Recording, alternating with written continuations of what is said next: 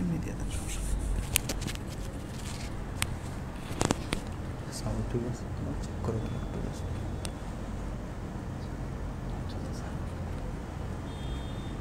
Sound ঠিক আছে।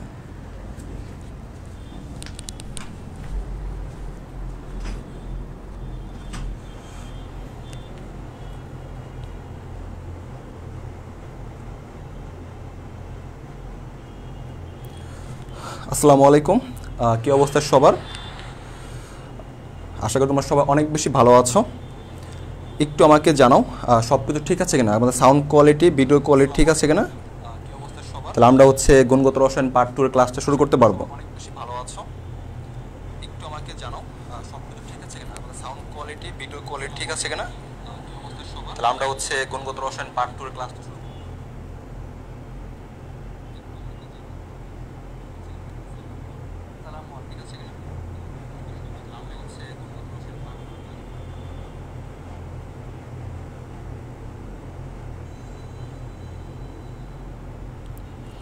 হ্যাঁ, ওয়ালাইকুম আসসালাম।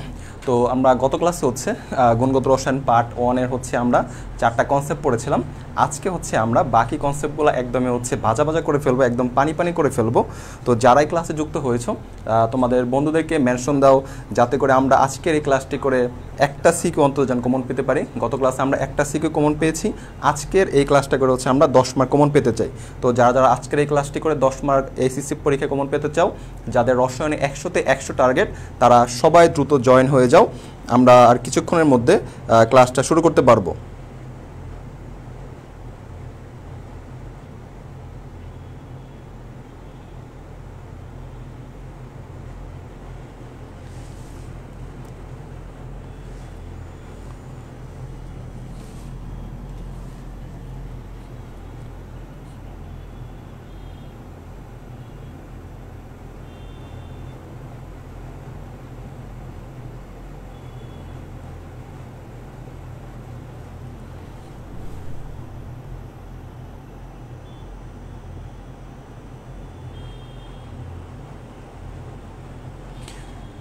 ওকে, তাহলে আমরা হচ্ছে আজকের যে পার্ট গুণগত রসায়ন পার্ট 2 এর বাকি টপিকগুলো পড়ে ফেলবো।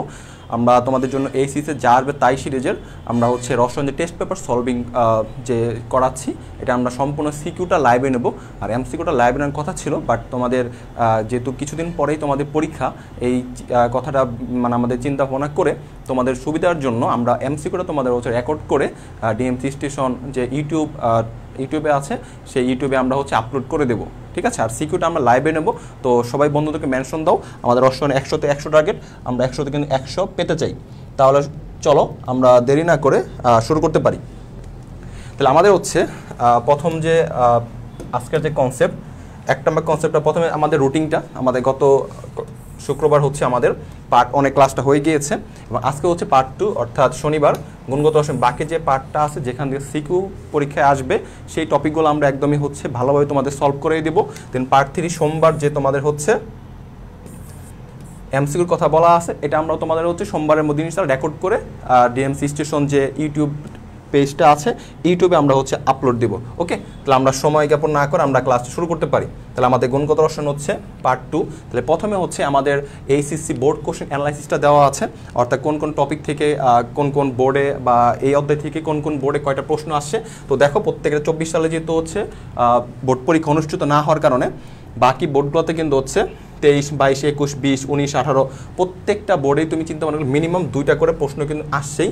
কোনো কোনো বোর্ডে 3টা প্রশ্ন চলে আসে, আবার কোনো কোনো বোর্ডে কিন্তু 4টা প্রশ্ন আসছে। ঠিক আছে, অর্থাৎ রাজশাহী বোর্ডে 22 সালে 4টা প্রশ্ন আসছে, অর্থাৎ মিনিমাম 2টা এবং হচ্ছে ম্যাক্সিমাম কিন্তু 3টা করে হচ্ছে পরীক্ষায় প্রশ্ন আসছে। ওকে ওকে, ঠিক আছে। আমরা হচ্ছে অ্যানালাইসিসটা দেখা শেষ। এইবার আমাদের কনসেপ্ট, আজকের যে কনসেপ্ট এটা হচ্ছে দ্রাব্যতার হচ্ছে দ্রাব্যতা গুণফল। তো যারা ক্লাসে যুক্ত হয়েছো তোমাদের কিন্তু আমরা একটা হচ্ছে বলেছিলাম, যারা নোট পোস্ট করবা তাদের জন্য কিন্তু আকর্ষণীয় কিন্তু মোবাইল রিচার্জ গিফট থাকবে। তো সবাই হচ্ছে ক্লাস একদম শুরু থেকে শেষ পর্যন্ত নোট করার চেষ্টা করবা, যাতে করে হচ্ছে আমরা তোমাদের গিফটগুলো হচ্ছে খুব দ্রুত হচ্ছে পৌঁছে দিতে পারি এবং ক্লাসগুলো কেমন হয়েছে তোমরা কিন্তু সেগুলো জানাতে পারো। আর নোটগুলো করলে এটাই তোমাদের কিন্তু হচ্ছে এইচএসসি যে পরীক্ষার আগ মুহূর্তে কিন্তু আর তোমাকে কিন্তু নতুন করে কিন্তু বোর্ড বই বা আলাদা করে টেস্ট পেপার কিন্তু সলভিং করা লাগবে না। জাস্ট খাতাটায় তুমি রিভিশন দাও, এখান থেকে তুমি সর্বোচ্চ সংখ্যক কিন্তু কমন পেয়ে যাবা। ওকে, তাহলে আমাদের হচ্ছে কনসেপ্ট 5-এ প্রথমে কি দ্রাব্যতা ও দ্রাব্যতা গুণফল। তাহলে প্রথমে আমাদের জানতে হবে ভাইয়া দ্রাব্যতা কি। দ্রাব্যতা হচ্ছে মাথায় রাখবা একটা কথায়, দ্রাব্যতা হচ্ছে দ্রবের পরিমাণ। দ্রাব্যতা মানে হচ্ছে দ্রবের পরিমাণ। তা দ্রাব্যতা মানে হচ্ছে দ্রবের পরিমাণ। কেন বললাম? সিকিউ সলভিং করতে গেলে বা একটা উদাহরণ দিলে তুমি কিন্তু বুঝতে পারবা। তো উদাহরণ দেওয়ার আগে আমরা হচ্ছে একটু হচ্ছে জিনিসগুলো একটু কনসেপ্টটা ক্লিয়ার করে আসি। তাহলে আমাদের দ্রাব্যতা মানে হচ্ছে দ্রবের পরিমাণ। তাহলে আমাদের দেখো, তাহলে আমাদের তিনটা জিনিস জানতে হবে আগে, দ্রব, দ্রাবক, আরেকটা হচ্ছে দ্রবণ, রাইট? তাহলে আমাদের তোমাদের যেটা সবাই জানো, দ্রব মানে কি, যেটা হচ্ছে কি কম পরিমাণে থাকে সেটা হচ্ছে কি দ্রব, আর দ্রাবক কি যেটা বেশি পরিমাণে থাকে সেটা কি দ্রাবক, আর দ্রবণ কি দ্রব প্লাস দ্রাবক। বিষয়টা কিন্তু এমন না।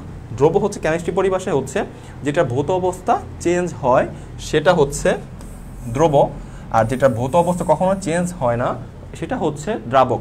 আর দ্রবণ হচ্ছে দ্রব প্লাস হচ্ছে দ্রাবক।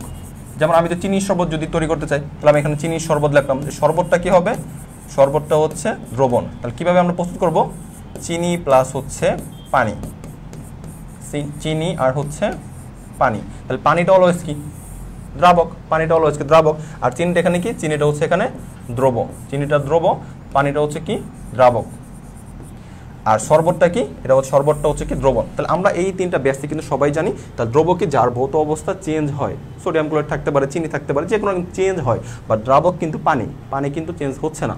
আর দ্রবণ কি দ্রব প্লাস দ্রাবক। তো তোমরা সবাই জানো দ্রবকে আমরা দ্রাব্যতার ক্ষেত্রে নির্ণয় কি ছোট হাতের কি এম দ্বারা প্রকাশ করি, দ্রবণকে আমরা হচ্ছে ক্যাপিটাল এম দ্বারা প্রকাশ করি। তা দ্রাবক কি হবে আমাদের হচ্ছে দ্রবণ থেকে দ্রব্য বিয়োগ করে, অর্থাৎ এম মাইনাস হচ্ছে এম।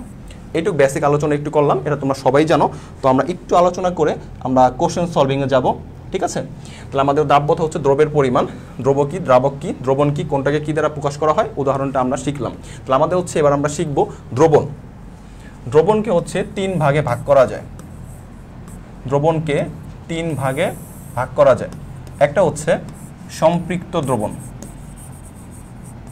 একটা হচ্ছে সম্পৃক্ত দ্রবণ, একটা হচ্ছে অসম্পৃক্ত দ্রবণ,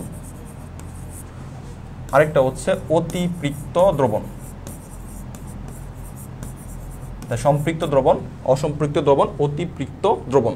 তাহলে দেখো আমি এখানে একটা পাত্র নিলাম, ঠিক আছে? এখানে 1 লিটার হচ্ছে, তোমাকে মনে করো 1 লিটার হচ্ছে, এখানে হচ্ছে পানি আছে, ঠিক আছে? এটার মধ্যে আমি হচ্ছে তোমাকে সোডিয়াম ক্লোরাইড এখানে মিশ্রণ করছি, সোডিয়াম ক্লোরাইড দিয়েছি, মনে করো এটা হচ্ছে সোডিয়ামের দ্রাব্যতা 36 গ্রাম। তাহলে আমাদের 1 লিটার পানিতে সোডিয়াম ক্লোরাইড দিয়েছি কত গ্রাম, 36 গ্রাম। এখন সম্পৃক্ত দ্রবণ বলতে কি বোঝায়, অসম্পৃক্ত দ্রবণ বলতে কি বোঝায়, আর অতিপৃক্ত দ্রবণ বলতে কি বোঝায়, ওটা অনেকে বুঝো না। খুব সহজে কিন্তু একটা উদাহরণ দিয়ে মনে রাখা যায়। কিভাবে, মনে করো আমি তোমাদের ক্লাস নিচ্ছি, গরম, এখন অনেক কিন্তু গরম পড়ছে, তাই না? তো অফলাইনে ক্লাস নিলে স্টুডেন্টরা হচ্ছে মাঝে মাঝে কিন্তু শরবত খাওয়াতে চাইতো। মনে করো তুমি ভাইকে হচ্ছে আজ ভাইকে চিনির শরবত খাওয়াতে চাচ্ছ। এখন 100 গ্রাম, মনে করো 100 গ্রাম চিনির মধ্যে একটা হচ্ছে এটা গ্লাস, এখন হচ্ছে 100 গ্রাম হচ্ছে তুমি পানি নিয়েছো, 100 ml পানি নিয়েছো, সেখানে হচ্ছে 20 গ্রাম চিনি দিলে সেই দ্রবণটা পারফেক্ট। অর্থাৎ তুমি যদি আমাকে সেই শরবতটা বানিয়ে খাও, আমি বলবো যে না একদম পারফেক্ট, অর্থাৎ চিনি বেশিও হয় না, চিনি কমও হয় না, অর্থাৎ যতটুকু দিলে একদম দ্রবণটা পারফেক্ট হবে সেটা হচ্ছে সম্পৃক্ত দ্রবণ। এখন মনে করো তুমি 100 ml পানি নিয়েছো, চিনি দরকার 20 গ্রাম, বাট তুমি চিনি দিয়েছো 10 গ্রাম। তার মানে কি, একটু আমি যখন খেয়ে টেস্ট করব তখন তো বলবো যে মানে স্বাদটা কিন্তু আরেকটু চিনির পরিমাণ যদি বাড়তো তাহলে তার যতটুকু দরকার তার থেকে যদি কম পরিমাণ দাও সেটা হচ্ছে অসম্পৃক্ত দ্রবণ। আর তোমরা যদি বলো ভাইয়াকে একদম মিষ্টি দিয়ে একদম হচ্ছে একদম করে ফেলবো যাতে ভাইয়ের মুখ দেখে যেন শরবত যাতে নাই খেতে পারে, অনেকের ভালোবাসা দেখে হচ্ছে বেশি পরিমাণ চিনি দিবে। যদি অর্থাৎ তোমার 20 গ্রাম চিনি দরকার, তুমি চিনি দিয়েছো 50 গ্রাম, তাহলে হচ্ছে দ্রবণটা কি বেশি মিষ্টি হয়ে যাবে, তখন সেই দ্রবণটার নাম হচ্ছে কি অতিপৃক্ত দ্রবণ। অর্থাৎ তোমার 20 গ্রাম চিনি দিলে সেটা হচ্ছে পারফেক্ট, তুমি যদি 10 গ্রাম দাও সেটা কম দিলে অসম্পৃক্ত দ্রবণ, বাট তুমি যদি 50 গ্রাম দাও সেটা হচ্ছে অতিপৃক্ত দ্রবণ। নিচের একটা কি তলানি জমবে, সেই তলানিটা কিন্তু অধক্ষেপ পরে, অর্থাৎ অতিপৃক্ত দ্রবণ। তার মানে আমরা হচ্ছে দ্রবণকে 3 ভাগে ভাগ করা যায়, সম্পৃক্ত দ্রবণ, অসম্পৃক্ত দ্রবণ, অতিপৃক্ত দ্রবণ। এখন কোন দ্রবণের ঘনমাত্রাকে আমাদের দ্রাব্যতা বলে? প্রত্যেকটা দ্রবণ একটা করে কি আছে, প্রত্যেকটা দ্রবণ একটা করে কি আছে, ঘনমাত্রা আছে। প্রত্যেকটা দ্রবণের একটা করে কি আছে, ঘনমাত্রা আছে, ঠিক আছে? তাই এখানে হচ্ছে আমরা 36, এখানে মনে করা হচ্ছে 20 গ্রাম সোডিয়াম ক্লোরাইড নিলাম, ঠিক আছে? আর এই পাত্রের মধ্যে আমাদের হচ্ছে 50 গ্রাম, অনেক বেশি নিচ্ছি। 1 লিটার করে পানি আছে, মনে করো 1 লিটার হচ্ছে পানি, ওকে? তাহলে আমাদের যেটা বলতেছিলাম প্রত্যেকটা দ্রবণে কিন্তু একটা করে কি আছে, ঘনমাত্রা আছে। তো সম্পৃক্ত দ্রবণে একটা ঘনমাত্রা আছে, অসম্পৃক্ত দ্রবণে একটা ঘনমাত্রা আছে, অতিপৃক্ত দ্রবণে একটা হচ্ছে ঘনমাত্রা আছে। তাহলে আমাদের মাথায় রাখতে হবে আমরা হচ্ছে প্রত্যেকটা আমাদের অনেকেই আমরা বিড়াল পছন্দ করি না, অনেকে পুষি, অনেকে ক্যাট, বা এক একজনে কিন্তু এক একটা নাম দেয়, তাই না? তো সম্পৃক্ত দ্রবণের ঘনমাত্রাকে আমরা হচ্ছে আদর করে দ্রাব্যতা বলি। তাহলে মাথায় রাখবা সম্পৃক্ত দ্রবণের ঘনমাত্রাকে দ্রাব্যতা বলে। সম্পৃক্ত দ্রবণের ঘনমাত্রাকে দ্রাব্যতা বলে, অবশ্যই কি নির্দিষ্ট তাপমাত্রায়। কিন্তু ক নাম্বার আছে দ্রাব্যতা। দ্রাব্যতা কিন্তু 3টা সংজ্ঞা আছে, তুমি কিন্তু জাস্ট দেখেই সংজ্ঞাগুলো বলতে পারো, সেটা আমি শিখিয়ে দিচ্ছি। তো মাথায় রাখবা সম্পৃক্ত দ্রবণের ঘনমাত্রাকে দ্রাব্যতা বলে, অসম্পৃক্ত আর অতিরিক্ত দ্রবণের ঘনমাত্রা কিন্তু দ্রাব্যতা বলে না, এটা কিন্তু মাথায় রাখতে হবে। অর্থাৎ প্রত্যেক দ্রবণের ঘনমাত্রা আছে, বাট সম্পৃক্ত দ্রবণের ঘনমাত্রাকে আমরা কি বলে থাকি, সম্পৃক্ত দ্রবণের ঘনমাত্রাকে আমরা হচ্ছে দ্রাব্যতা বলে থাকি। ওকে ভাইয়া, দ্রাব্যতার ম্যাথগুলো সব ঐকিক নিয়মে করলে কি মার্ক কাটবে? কোনো মার্ক কাটা যাবে না, সমস্যা নাই। আমি তোমাদের এমনভাবে শিখিয়ে দিব, তুমি আজকে যা ক্লাসে করাবো এর বাইরে কোনো প্রশ্ন আসবে না। ভাইয়ের প্রতি তুমি একদম ফুল বিশ্বাস রাখো, এই ক্লাসগুলো করলে 100% কমন। দেখো আমি আজকে তোমাদের সব কিছু একদম পানি করে দেবো। তাহলে আমাদের দ্রবণ কি, দ্রব্য কি, দ্রাবক কয় ভাগে ভাগ করা যায়, কোন দ্রবণের ঘনমাত্রাকে দ্রাব্যতা বলে, এটা আমরা শিখে ফেলছি। ওকে, দেন দ্রাব্যতা কিন্তু আমার দুটো একক আছে। তা দ্রাব্যতার হচ্ছে 2টা একক আছে, একটা হচ্ছে গ্রাম পার 100, একটা হচ্ছে গ্রাম পার 100, বা যেটাকে আমরা বলতে পারি এককবিহীন, একটা হচ্ছে মোল পার লিটার বা হচ্ছে গ্রাম পার লিটার। এখন এই দ্রাব্যতার একক হচ্ছে গ্রাম পার 100 বা এককবিহীন। যদি কোনো মনে করো দ্রাব্যতা দেওয়া আছে 40, তার মানে হচ্ছে এটা কি গ্রাম পার 100 বাকি এককবিহীন। মাথায় রাখবা এখান থেকে আমরা কি বলতে পারি, তাহলে এখান থেকে বলতে পারি তাহলে এই দ্রাব্যতা মানে কি দ্রব্যের পরিমাণ বলছে, তাহলে দ্রাব্যতা 40 থেকে আমরা কি ইনফরমেশন পাই, তাহলে আমরা বলতে পারি না দ্রব্য কত 40, দ্রাবক কত, এতে দ্রাবক কত 100। তাহলে আমাদের দ্রবণ কি, দ্রবণ যদি আমরা যোগ করি তাহলে কত পাবো 140। বুঝতে পারছো? তাহলে কোনো যোগে তোমার দ্রাব্যতা দেওয়া আছে 50, তার মানে তুমি এখান থেকে কি ইনফরমেশন পাও, তাহলে দ্রাব্যতা মানে দ্রব্যের পরিমাণ, তাহলে যেটাই তোমার দেওয়া থাকবে 50 60 যাই দেওয়া থাকবে সেটাই হচ্ছে কি দ্রব্যের পরিমাণ। দেন দ্রাবক হচ্ছে 100, কারণ কি গ্রাম পার 100 বা এককবিহীন, যেহেতু এককবিহীন, যেহেতু একক নাই, তার মানে এটা বুঝতে হবে এটা কি একক আছে, গ্রাম পার 100। দ্রাবক কত 100, আর দ্রবণ কি দ্রব্য প্লাস দ্রাবক তুমি যদি যোগ করো তাহলে তুমি 40 1 যোগ করলে এটা কি দ্রবণ। একটু আগে আমরা কিন্তু কনসেপ্টটা ক্লিয়ার করে আসি, একদমই বেসিক পড়াশোনা। দ্রাব্যতা গুণফল অনেকের সমস্যা হয়, যতটুকু পরীক্ষা আসবে ততটুকু আলোচনা করবো, সময় নষ্ট করবো না। ওকে, এটা ডান। তার মানে এখান থেকে কি সংজ্ঞা কি দাঁড় করানো যায়? আমি বলতে পারি না নির্দিষ্ট তাপমাত্রায় সম্পৃক্ত দ্রবণে 100 গ্রাম দ্রাবকে যতটুকু দ্রবীভূত থাকতে পারে তাকে বলা হয় দ্রাব্যতা। একদমই সিম্পল, একদমই ইজি। কি বলতে পারি, অবশ্যই তাপমাত্রাটা ফিক্সড। নির্দিষ্ট তাপমাত্রায় দ্রবণটা কেমন হওয়া লাগবে, সম্পৃক্ত। নির্দিষ্ট তাপমাত্রায় সম্পৃক্ত দ্রবণে 100 গ্রাম দ্রাবকে যত গ্রাম দ্রবীভূত থাকে তাকেই বলা হয় দ্রাব্যতা বা সম্পৃক্ত। আমরা একটু আগে জিনিসটা বললাম কি, সম্পৃক্ত দ্রবণের ঘনমাত্রাকে দ্রাব্যতা বলে। আর এখান থেকে দেখে সংজ্ঞা আমরা দাঁড় করাই ফেলছি, এইখান থেকে সংজ্ঞা দাঁড় করানো যায়। তাহলে জিনিসটা কি, অবশ্যই সম্পৃক্ত দ্রবণ, আরেকটাকে নির্দিষ্ট তাপমাত্রা। তাহলে নির্দিষ্ট তাপমাত্রায় সম্পৃক্ত দ্রবণ এখানে কি বলতে পারি, 1 লিটার আয়তনে যত মোল দ্রবীভূত থাকে, তার মানে আমরা কি বলতে পারি 1 লিটার আয়তনে যত মোল দ্রবীভূত থাকে তাকে বলা হয় কি দ্রাব্যতা। এখান থেকে আমরা সংজ্ঞাটা দাঁড় করাতে পারি। তাহলে পরীক্ষায় যদি দ্রাব্যতার সংজ্ঞা আসে, 3টার মধ্যে তোমার যে সংজ্ঞাটা ভালো লাগে বা যেটা তোমার মনে সবচেয়ে ইজি লাগে সেই সংজ্ঞাটা তোমরা বোর্ড পরীক্ষার খাতার মধ্যে লিখে ফেলবা। ওকে, তাহলে দ্রাব্যতা আমার এখন যে জিনিসটা গুরুত্বপূর্ণ কনভার্সন, অর্থাৎ আমরা হচ্ছে মোল পার লিটার বা হচ্ছে দ্রাব্যতা কীভাবে হচ্ছে কনভার্সন করি, ঠিক আছে? তা দ্রাব্যতা একক কনভার্সন, তাহলে আমাদের হচ্ছে মোল পার লিটার থেকে গ্রাম পার লিটারে আসে, বা হচ্ছে গ্রাম পার লিটার থেকে মোল পার লিটারে কনভার্সন করতে হয়। ওকে, আর এভাবে এটা কীভাবে হচ্ছে খুব সহজে মনে রাখা যায়, এটা মনে রাখারও খুব সহজ একটা উপায় আছে। যে জিনিসটা হচ্ছে তোমার সবাই জানো, মোলের কনসেপ্ট বলো তো। যদি তোমার হচ্ছে ভর দেওয়া থাকে তাহলে হচ্ছে, যদি ভর দেওয়া থাকে সেক্ষেত্রে মোল কি হবে, যদি ভর দেওয়া থাকে তাহলে মোল হচ্ছে n সমান হচ্ছে W/m। তার মানে এই সূত্রটা তুমি যদি জানো, আর এই সূত্র কিন্তু সবাই তোমরা পারো, পরিমাণগত রসায়ন পড়েছো, এই সূত্র পড়ো না এরকম কিন্তু স্টুডেন্ট বা এইচএসসিতে খুবই টাফ। অর্থাৎ ভর যদি দেওয়া থাকে তাহলে আমরা আণবিক ভর দ্বারা, এটা হচ্ছে কি ভর, এটা হচ্ছে কি ভর, আর এমটা হচ্ছে আণবিক ভর। এটা কিন্তু আবার আপেক্ষিক ভর না, কিন্তু লিখিয়ে দেয় অনেকে আবার বলবো যে কি লিখছে আপেক্ষিক ভর না, এটা হচ্ছে আণবিক ভর। তাহলে দেখো যখন তোমাকে মোল পার লিটার থেকে গ্রাম পার লিটার যেতে বলবে, তার মানে যখন তোমাকে ডাব্লিউ পরিমাণ বের করতে বলবে, তার মানে তুমি আণবিক ভর দ্বারা কি করে দিবা, গুণ করে দিবা। তখন তুমি আণবিক ভর দ্বারা কি করে দিবা, গুণ করে দিবা। কথা বুঝতে পারছো? আর যখন তোমাকে গ্রাম পার লিটার থেকে মোল পার লিটার যেতে বলছে, জাস্ট তোমার একটা কাজ, তোমাকে কি বলছে, এই যে মোল পার লিটার যেতে বলছে কি, ভর থেকে মোল পার লিটার যেতে বলছে, তার কি এম দ্বারা কি করে দিব, এম দ্বারা হচ্ছে ভাগ করে দিব। এইটুকু কনসেপ্ট বুঝতে পারছো কিনা? দ্রাব্যতা হচ্ছে আমাদের দ্রবণ 3 প্রকার, দেন দ্রাব্যতার 2টা একক, দেন আমাদের হচ্ছে গ্রাম পার লিটার থেকে মোল পার লিটারে কিভাবে যাব, মোল পার লিটার থেকে গ্রাম পার লিটারে কিভাবে যাব, এইটুকু বুঝতে পারছো কিনা একটু ভাইকে জানাও, একটু ভাইকে জানাও, তাহলে আমরা হচ্ছে পরবর্তী কনসেপ্টে পড়াতে পারবো।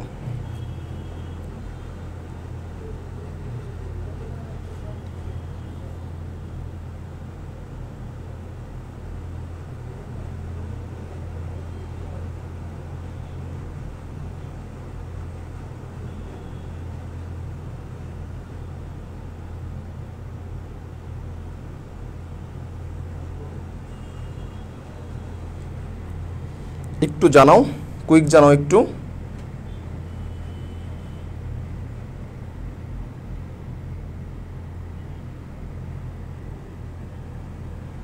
ওকে, তাহলে আমরা হচ্ছে আমাদের এককে কনভার্সনগুলো ডান। এবার আমরা হচ্ছে দ্রাব্যতা গুণফল শিখব। দ্রাব্যতা গুণফল, দ্রাব্যতা গুণফল। দ্রাব্যতা তো সবার ক্ষেত্রে বের করা যায়, কিন্তু কোন দ্রবণ হওয়া লাগবে, সম্পৃক্ত দ্রবণ। আর এই দ্রাব্যতা গুণফল তুমি হচ্ছে দ্রাব্যতা গুণফল স্বল্প দ্রবণীয়, স্বল্প দ্রবণীয় সম্পৃক্ত দ্রবণের ক্ষেত্রে প্রযোজ্য, সম্পৃক্ত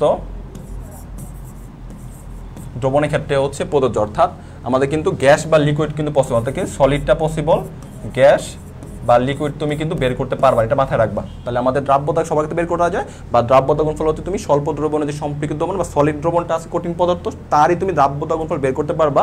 বাট তুমি গ্যাস বা লিকুইড যদি উল্লেখ করা যায়, তুমি তার দ্রাব্যতা গুণফল পাবা না, তার তুমি আয়নিক প্রোডাক্টটা পাবা। ওকে, তাহলে আমরা হচ্ছে একটু আগে আমি লিখছিলাম না সম্পৃক্ত দ্রবণ, আরেকবার লিখে ফেলি। সম্পৃক্ত দ্রবণ কিন্তু আমরা বুঝে দিয়ে আসছি। সম্পৃক্ত দ্রবণ একটা হচ্ছে অসম্পৃক্ত দ্রবণ, একটা হচ্ছে অতিপৃক্ত দ্রবণ, অতিপৃক্ত দ্রবণ। তাহলে মাথায় রাখো, তাহলে এই যে সম্পৃক্ত দ্রবণে মনে করো আমি এখানে হচ্ছে 1 লিটার হচ্ছে সোডিয়াম ক্লোরাইড দিলাম, ঠিক আছে। সোডিয়াম ক্লোরাইড মনে করলাম এখানে 10⁻5 মোল দ্রবীভূত আছে। এখানে একটা হচ্ছে 1 লিটার হচ্ছে সেম সোডিয়াম ক্লোরাইড আমরা নিব। এখানে আমরা মনে করলাম হচ্ছে 10⁻8 মোল সোডিয়াম ক্লোরাইড দ্রবীভূত আছে। আরেকটা পাত্রের মধ্যে আমরা হচ্ছে এখানে 1 লিটার সোডিয়াম ক্লোরাইড দেব। এখানে মনে করো 10⁻3 মোল দ্রবীভূত আছে। এখন কোনটা সম্পৃক্ত দ্রবণ, কোনটা অসম্পৃক্ত দ্রবণ, অতিপৃক্ত একটু আগে শিখে আসছি। চিনি শরবত দ্বারা যতটুকু আমরা আয়তন নেব, যতটুকু চিনি দিলে চিনি শরবতটা পারফেক্ট, সেটা সম্পৃক্ত। যতটুকু চিনি দিলে পারফেক্ট, তার থেকে কম দিলে অসম্পৃক্ত। যদি বেশি দিয়ে দাও সেটা কি অতিপৃক্ত, তখন কি তলানি জমবে বা কি অদক্ষেপ পড়বে। ওকে, দেখো এখন হচ্ছে এই যে 1 লিটার সোডিয়াম ক্লোরাইডের মধ্যে কত মোল দ্রবীভূত হচ্ছে, 10.5 মোল। এখন এই যে সোডিয়াম ক্লোরাইড কি, এখানে কি বিয়োজিত অবস্থায় আছে না, তার এখানে কয়টা আয়ন পাবো, এখানে আমরা 2টা আয়ন পাবো, একটা কি সোডিয়াম প্লাস, একটা কি ক্লোরাইড আয়ন। তার মানে এখানে কি বের করতে পারি, আয়নিক প্রোডাক্ট, অর্থাৎ KIP। অর্থাৎ আয়নগুলোর যদি ঘনমাত্রা গুণফল করে দেই, তাহলে আমরা কি আয়নিক প্রোডাক্ট পাবো, সোডিয়াম প্লাস আর কি Cl মাইনাস। ওকে, তাহলে এই দ্রবণের জন্য কি আয়নিক প্রোডাক্ট ডান। তাহলে এই দ্রবণের জন্য কি সেম কি KIP সেম, তাহলে এখানে কি হবে সোডিয়াম প্লাস আর কি Cl কি মাইনাস সেম। তাহলে এই দ্রবণের জন্য আমরা KIP হবে কি, যেহেতু আমাদেরকে সোডিয়াম ক্লোরাইড নিছি, তাহলে সোডিয়াম ক্লোরাইড বেজু দেখেন 2টা আয়ন আছে, একটাকে সোডিয়াম প্লাস, একটাকে ক্লোরাইড আয়ন। জাস্ট তুমি 2টার যদি ঘনমাত্রা গুণ করে দাও, তাহলে তুমি কি পাবা, তাহলে তুমি পাবা হচ্ছে আয়নিক প্রোডাক্ট KIP পেয়ে যাবে। ওকে, তাহলে আমি বলছি কি দ্রাব্যতা যেমন সম্পৃক্ত দ্রবণের প্রযোজ্য, যেমন দ্রাব্য শুধু কি স্বল্প দ্রবণে, কোন দ্রবণের ক্ষেত্রে প্রযোজ্য, সম্পৃক্ত দ্রবণের ক্ষেত্রে প্রযোজ্য। আমরা শুধু এখানে হচ্ছে তাহলে কি KSP পাবো। KSP কি সেম, 2টা দ্রবণে কি ঘনমাত্রা জাস্ট আয়নের কি ঘনমাত্রা গুণফল। অনেকে মনে করো যে দ্রাব্যতা গুণফল আর হচ্ছে আয়নিক গুণফল মানগুলা বের করা আলাদা, না একই জিনিস, জাস্ট তুমি KSPটা সম্পৃক্ত দ্রবণের ক্ষেত্রে তুমি বের করতে পারবা। আর আয়নিক প্রোডাক্ট বা আয়নিক গুণফল সম্পৃক্ত হোক, অসম্পৃক্ত হোক, অতিপৃক্ত হোক, যে কোনো দ্রবণের ক্ষেত্রে তুমি বের করতে পারবা। পরীক্ষার প্রশ্ন যদি সম্পৃক্ত কথা উল্লেখ করে দেয় তাহলে তুমি সেই প্রোডাক্টে, সেই উদ্দীপকের জন্য বা সেই পাত্রের জন্য তুমি কেএসপিটা পাবা। তাহলে এটা কেএসপি, তাহলে যদি দেখো পরীক্ষা আসে এমসিকিউতে নিচের কোনটি সঠিক বা সম্পৃক্ত দ্রবণের ক্ষেত্রে কোনটি সঠিক, তা সম্পৃক্ত দ্রবণ কেএসপি আর কেআইপি কি সমান হয়। অসম্পৃক্ত দ্রবণের ক্ষেত্রে কি হয় দেখো তো, এটা যদি 10^5 মোল দ্রব্য থাকে 10^5 থেকে 10^8 বড় না ছোট? ছোট। তার মানে বলতে পারি এখানে কি কেএসপি থেকে কেআইপি থেকে কি কেআইপি থেকে কি কেএসপিটা বড়, তাহলে অসম্পৃক্ত দ্রবণে কেএসপিটা কি বড় থাকে। আর অতিপৃক্ত দ্রবণ কি, যদি আমরা সম্পৃক্ত সাথে যদি কম্পেয়ার করি 10^5 থেকে 10^3 কি বড় না ছোট? অবশ্যই এটা কিন্তু বড়। তার মানে হচ্ছে এই ক্ষেত্রে কেআইপি কিন্তু বড় থাকে কার তুলনায়? কেএসপির তুলনায়। এক্ষেত্রে কেআইপিটা কি কেএসপির তুলনায় বড় থাকে। তার মানে আমরা 3টা কন্ডিশন শিখলাম। সম্পৃক্ত দ্রবণের ক্ষেত্রে কি কেএসপি সমান কেআইপি হয়, অসম্পৃক্ত দ্রবণের ক্ষেত্রে KSP is greater than KIP. আর অতিপৃক্ত বা কখন, অদক্ষেপ কখন বলে? যখন তোমার কেআইপি বা আয়নিক প্রোডাক্টটা দ্রাব্যতা গুণফলের থেকে বেশি হয়, সলিবিলিটি প্রোডাক্টের চেয়ে বেশি হয়, তখনই কি উপরে অদক্ষেপ পড়ে। এইটুকু বুঝতে পারছো কিনা ভাই একটু জানো। তাহলে আমরা হচ্ছে দ্রাব্যতা গুণফল আর দ্রাব্যতা বেসিকটা শিখে ফেলেছি। এইবার হচ্ছে তুমি দ্রাব্যতা গুণফল কীভাবে তুমি বের করবা সেটা একটু শিখে আসি। দ্রাব্যতা গুণফল অনেকে আমরা হচ্ছে এটা বিয়োজন করতে পারি না, বিয়োজন করা খুবই সহজ। যেমন তোমাকে আমি নিলাম হচ্ছে ক্যালসিয়াম ক্লোরাইড, তাহলে ক্যালসিয়াম ক্লোরাইডকে বিয়োজন কীভাবে করবা, বিয়োজন কীভাবে করবা, খুবই সহজ। কীভাবে? তাহলে একটা এখানে কী আছে, একটা ক্যাটায়ন আছে, একটা কি আছে অ্যানায়ন, তো আমরা লিখে ফেলি। তাহলে এখানে ক্যালসিয়াম এখানে প্লাস দিলাম, এখানে মাঝখানে প্লাস, আর একটা কি ক্লোরাইড কি আয়ন প্লাস, আর একটা ক্যাটায়ন নিলাম, একটা অ্যানায়ন নিলাম। এখন কীভাবে লিখবো? ক্যালসিয়াম কয়টা আছে? একটা লিখছি। ক্লোরিন কয়টা আছে? দুইটা। কয়টা লিখছি? একটা। তার মানে কি ক্লোরিন কি দুইটা করতে হবে। এবার হচ্ছে এই যে ক্লোরিনের 2 এর মাথায় বসবে, ক্যালসিয়ামের নিচে যে 1 আছে এটা কি এর মাথায় বসবে। তাহলে ক্যালসিয়ামের জন্য আমার ক্যালসিয়াম, এই 2টা কি ক্যালসিয়াম 2+, আর এখানে 1টা কি 2 ক্লোরাইড মাইনাস। এবার কিন্তু আমাদের শেষ। তাহলে খুব সহজ আমরা বিয়োজিত করতে পারি। এটা যদি S পরিমাণ বিয়োজিত হয়, এটা S, এটা কি হবে 2S পরিমাণ বিয়োজিত হবে। বুঝতে পারছো? তার মানে এখানে বলতে পারি না যদি কেএসপি এখানে নির্ণয় করতে চাই, জাস্ট কি আয়নগুলোর ঘনমাত্রার কি গুণফল। তাহলে ক্যালসিয়াম 2+ এর ঘনমাত্রা গুণফল করব ক্লোরাইড আয়নে, আর যে সামনে যে সহগটা থাকবে সেটা মাথায় কি পড়াই দেবো? টুপি পড়াই দেবো, শেষ। এটা হচ্ছে S, এটা হচ্ছে 2S, উপরে কি স্কোয়ার, তাহলে আমার কি আসবে 4S3। ওকে, তাহলে আমরা কিন্তু কেএসপি কেআইপি কিন্তু সেম। যদি সম্পৃক্ত দ্রবণের কথা বলে সেক্ষেত্রে আমরা কেএসপি পাবো, আর যদি অসম্পৃক্ত দ্রবণ অতিরিক্ত বলে সেক্ষেত্রে আমরা শুধু কেআইপি পাবো, তখন দ্রাব্যতা গুণফল পাবো না। ওকে, আরেকটা উদাহরণ দিই, অ্যালুমিনিয়াম ট্রাইক্লোরাইড কীভাবে আমরা বিয়োজিত করবো, জাস্ট খুবই সহজ। তাহলে একটা হচ্ছে কি অ্যালুমিনিয়ামকে একটা প্লাস হবে, আর একটা কি ক্লোরাইড মাইনাস, একটা ক্যাটায়ন একটা অ্যানোয়ন নেব। অ্যালুমিনিয়াম কয়টা? একটা লিখছি। ক্লোরিন কয়টা? 3টা লিখছি। কয়টা? একটা। কত বসাবো? 3 বসাবো। এইবার চার্জ কি, এই ক্লোরিনের 3 চার্জ কি অ্যালুমিনিয়ামের মাথার উপর উঠবে, অ্যালুমিনিয়াম 3+, অ্যালুমিনিয়াম নিচে মনে মনে কি 1, এই 1 মাইনাস, শেষ। ওকে, এটা S পরিমাণ বিয়োজিত হলে S পরিমাণ বিয়োজিত হবে, এটা কি হবে 3S পরিমাণ বিয়োজিত হবে।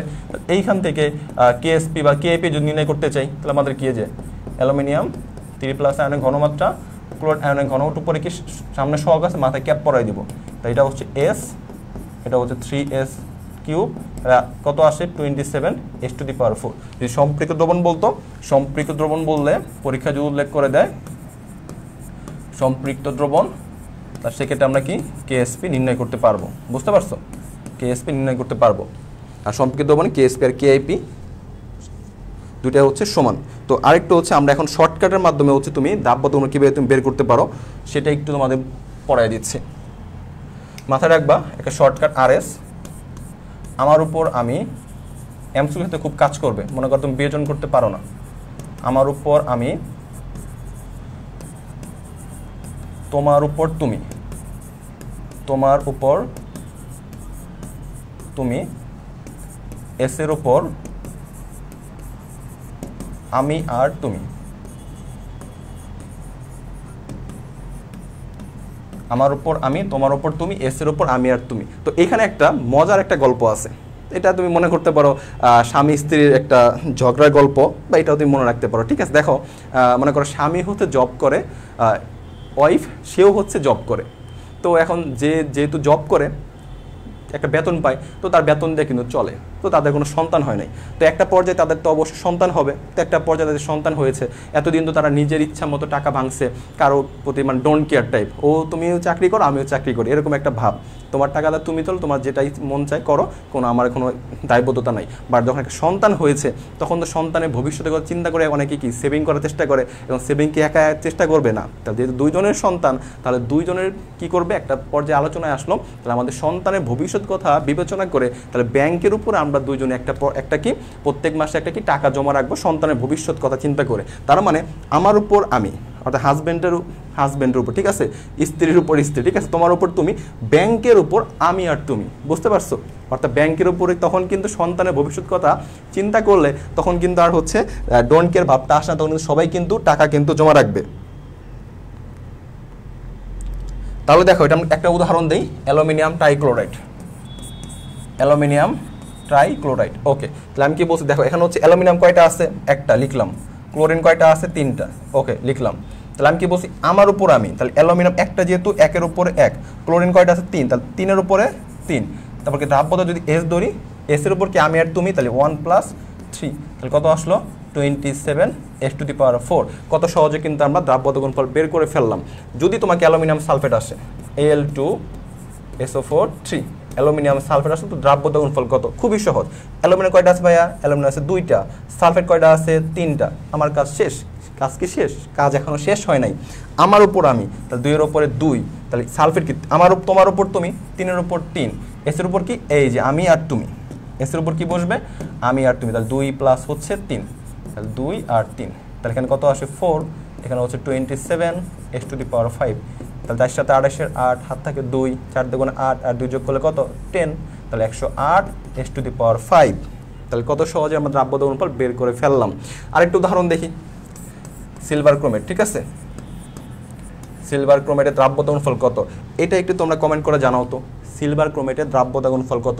দেখো এটা তো মেডিকেল আসার প্রশ্ন বা এটা এমসিকিউতে আসে, সিলভার ক্রোমেটের দ্রাব্যতা গুণফল কত একটু কমেন্ট করে জানাও।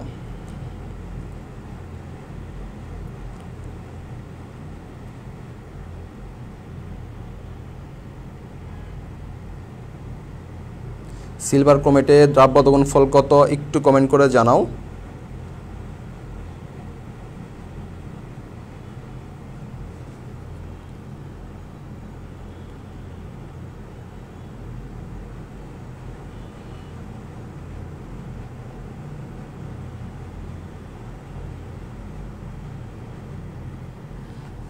তাহলে সিলভার দ্রাব্যতা গুণফল কি 4s3। দেখো তাহলে কি সিলভার কয়টা আছে, 2টা, ক্রোমেট কি 4টা আছে, না 4 দেখলে কিন্তু এটা একটা আয়ন, এটা কি 1, এটা অনেকে ভুল করে, এই জন্য তো উদাহরণটা দিলাম। তাহলে আমার উপর আমি, 2 এর উপরে 2, তোমার উপর কি তুমি, ব্যাংকের উপরে কি 2 + 1, কত আসবে 4s3।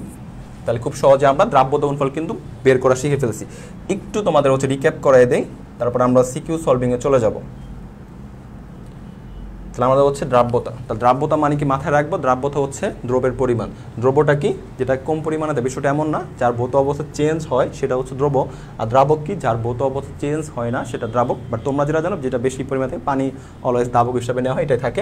আর দ্রবণ কি, দ্রব্য প্লাস দ্রাবক যেটা যোগ করলে আমরা কি পাই, দ্রবণ পাই। যেমন চিনির শরবত, চিনিটা কি হবে দ্রব্য, পানিটা কি হবে দ্রাবক, আর শরবতটা কি হবে দ্রবণ। আমরা দ্রবণকে ক্যাপিটাল M দ্বারা প্রকাশ করি, দ্রবকে আমরা স্মল m দ্বারা প্রকাশ করি। দ্রাবক কি হবে, যদি আমরা দ্রবণ থেকে দ্রব্যটাকে বিয়োগ করে দেই তাহলে আমরা কি পেয়ে যাব, দ্রাবকটা পেয়ে যাব। ওকে, দেন আমরা হচ্ছে দ্রবণ কয় ভাগে ভাগ করা যায়, 3 ভাগ, একটা সম্পৃক্ত দ্রবণ, একটা অসম্পৃক্ত দ্রবণ, একটা অতিপৃক্ত দ্রবণ। সম্পৃক্ত দ্রবণটা কি, তুমি আমাকে চিনির শরবত খাওয়াবা, যতটুকু আয়তন নিছো, যতটুকু চিনি দিলে দ্রবণটা পারফেক্ট, আমি বলবো তোমাকে প্রশংসা করবো, সেটা হচ্ছে সম্পৃক্ত দ্রবণ। অসম্পৃক্ত দ্রবণ কি, মনে করো তুমি 100 ml পানিতে 20 গ্রাম চিনি দরকার, সেটা দিলে পারফেক্ট, তুমি দিয়ে মানে 20 গ্রাম 36 গ্রাম দিলে ভালো, তুমি দিয়ে দিছো 20 গ্রাম, তাহলে পরিমাণে চেয়ে কম দিছো, তাহলে অসম্পৃক্ত দ্রবণ। আর অতিরিক্ত কি, পরিমাণে চেয়ে তুমি বেশি দিয়ে ফেলছো, সেটা কি অতিরিক্ত দ্রবণ, নিচে কি তলানি জমে গেছে। আর একটা মাথায় রাখতে হবে, সম্পৃক্ত দ্রবণের ঘনমাত্রাকে কি বলা হয়, দ্রাব্যতা। প্রত্যেকের দ্রবণের ঘনমাত্রা আছে, বাট ওই বাকিগুলোর ঘনমাত্রাকে আমরা দ্রাব্যতা বলতে পারি না। দেন হচ্ছে দ্রাব্যতার দুটি একক, একটা গ্রাম/100 এককবিহীন। যদি কোনো যোগের দ্রাব্যতা দেখো 40, তার মানে কি, দ্রাব্যতা মানে কি, শুরুতে বলছিলাম দ্রব্যের পরিমাণ, তাহলে এখান থেকে বলতে পারি দ্রব্য 40, দ্রাবক কত যে 100 গ্রাম/100, তার মানে এখানে কি এককবিহীন মানে কি গ্রাম/100। তার দ্রব্যটা 40, দ্রাবক কি 100, দ্রবণ কিন্তু যোগ করলে আর এটাকে মোল পার লিটার কি গ্রাম পার লিটার। তাহলে এখানে সংজ্ঞা বলতে পারি না, নির্দিষ্ট তাপমাত্রায় সম্পৃক্ত দ্রবণে 100 গ্রাম দ্রাবকে যত গ্রাম দ্রবীভূত থাকতে পারে তাকে বলা হয় দ্রাব্যতা, বা নির্দিষ্ট তাপমাত্রায় 1 লিটার আয়তনে যত মোল দ্রবীভূত থাকে তাকে বলা হয় কি দ্রাব্যতা। এই মোল পার লিটার বা গ্রাম পার লিটার কোথায় ইউজ করি আমরা কেএসপির ইকুয়েশনে কিন্তু আমি ইউজ করব, কেএসপির ইকুয়েশন ইউজ করব। ওকে, তাহলে আমরা মোল পার লিটার থেকে গ্রাম পার লিটার এগুলোকে আমরা কনভার্ট করবো, এন সমান কি W/m, জাস্ট আমার কি এই ভরে নির্ণয় করতে বলছে, ভরে গেলে কি যে W তাহলে কি এন এর সাথে m কে জাস্ট m দ্বারা কি করে দেবো গুণ করে দেবো। আর যখন গ্রাম পার লিটার কি মোল পার লিটার কি এই আণবিক ভর মোল পার লিটার যাবে, আণবিক ভর দ্বারা নিচে কি ভাগ করে দেবো। ওকে, দেন যে কনসেপ্টটা দ্রাব্যতা গুণফল স্বল্প দ্রবণের সম্পৃক্ত দ্রবণের ক্ষেত্রে প্রযোজ্য, সম্পৃক্ত দ্রবণের ক্ষেত্রে কেএসপি সমান কেআইপি হয়, অসম্পৃক্ত কেএসপিটা বড় হয়, আর অতিরিক্ত কি আয়নিক প্রোডাক্টটা কি বেশি হয়, তখন কি অদক্ষেপ পড়ে। নেক্সট কনসেপ্টটা হচ্ছে দ্রাব্যতা গুণফল কীভাবে বের করলাম, বিয়োজন করা শিখলাম, কীভাবে তুমি বিয়োজন করা শিখবা। একটা ক্যাটায়ন লাগবে, একটা অ্যানন, যে ক্যালসিয়াম কয়টা আছে একটা লিখছি, এটা চেক করবো, ক্লোরিন একটা, দুইটা না একটা না দুইটা চেক করবো, দুইটা লিখছি, দেন এই চার্জটা এখানে যাবে, এটা চার্জটা এখানে যাবে। ওকে, দেন আমরা হচ্ছে কেএসপি নির্ণয় করে ফেলছি। দেন একটা শর্টকাট, আমার উপর আমি, তোমার উপর তুমি, এসের উপর আমি আর তুমি, খুব সহজে তুমি কিন্তু এটা দ্বারা তুমি দ্রাব্যতা গুণফলগুলো কিন্তু বা আয়নিক প্রোডাক্ট বা যেটাই বল তুমি খুব সহজে কিন্তু বের করতে পারবা। এমসিকিউ তোমাকে অনেক বেশি হেল্প করবে। আর কিছু মাথায় রাখবা, এই কেএসপি কেএপি এগুলো কিন্তু হচ্ছে এককবিহীন, এটা হচ্ছে ট্রু, ঠিক আছে, এটা হচ্ছে এককবিহীন, বাট তোমাদের বইয়ে কিন্তু একক দেওয়া আছে, বাট বইয়ে কিন্তু একক দেওয়া আছে। তাহলে তোমাদের দ্রাব্যতা একক নির্ণয় করতে বলে, দাব দেখো কি মোল পার লিটার, মোল পার লিটার, এখানে হচ্ছে A+B দিবা, ঠিক আছে। A+B বলতে যেমন কি যদি বললো হচ্ছে অ্যালুমিনিয়াম টাইক্লোরাইড হচ্ছে দ্রাব্যতা গুণফল একক কি, ঠিক আছে। তার তুমি কাজ কি মোল পার লিটার তো অবশ্যই হবে, মোল পার লিটার। A+B মানে কি অ্যালুমিনিয়াম কয়টা আছে একটা, ক্লোরিন কয়টা তিনটা, তাহলে এখানে কত হবে 1 + 3, তার যোগ করলে কত পাবা 4। তাহলে আমরা লিখতে পারি হচ্ছে মোলের উপরে হচ্ছে 4, পার লিটারের উপরে কি 4, এটা হচ্ছে একক। এটা কিন্তু তোমাদের এমসিকিউতে আসে বা সিকিউতে কিন্তু একক লিখতে হয়, বাট অ্যাকচুয়ালি কিন্তু কেএসপি কেএপি এগুলো কি আয়নিক প্রোডাক্ট, সোলুবিলিটি প্রোডাক্ট, এককবিহীন। ওকে, তাহলে আমরা হচ্ছে টোটাল কনসেপ্টটা পড়ে ফেলছি। এইবার আমরা বিগত বছরের প্রশ্নগুলো সলভ করব, খুবই সহজ, এর বাইরে কোনো এর বাইরে হচ্ছে বোর্ড পরীক্ষায় কোনো প্রশ্ন আসবে না, এতটুকু তোমাকে হচ্ছে সিওরিটি দিতে পারি, ঠিক আছে। দেখো এইবার আমরা হচ্ছে কীভাবে হচ্ছে অ্যান্সার করবো। তাহলে উদ্দীপকের AB2 যৌগের দ্রাব্যতা নির্ণয় করতে বলছে। ওকে, ঠিক আছে, কি বলছে AB2 যৌগের দ্রাব্যতা নির্ণয় করতে বলছে। তাহলে প্রশ্নের মধ্যে কি দেওয়া আছে, AB2 যৌগের AB2 কি এখানে AMXB, AB2 আছে নাই, নিচে একটা ক্লু দেওয়া আছে AB2 যৌগের কি দেওয়া আছে কেএসপি, অর্থাৎ দ্রাব্যতা গুণফল, অর্থাৎ আমাকে কেএসপি থেকে আমার কি এস নির্ণয় করতে হবে। তাহলে ওকে, তাহলে আমার AB2 বলছে, তাহলে আমার কাজ কি বিয়োজন করা AB2, তাহলে বিয়োজন করলে কি একটা ক্যাটায়ন থাকবে, একটা কি থাকবে অ্যানায়ন থাকবে। ওকে, লিখে ফেলছি, এ কয়টা আছে একটা লিখছি, বি কয়টা আছে দুইটা, দুইটাকে লিখছি, লিখি না, কত বসাবো 2 বসাবো। ওকে, ঠিক আছে, তাহলে এই যে দুইটা কি এর উপরে বসবে, আর এটা 1। ওকে, লিখে ফেলছি, ডান।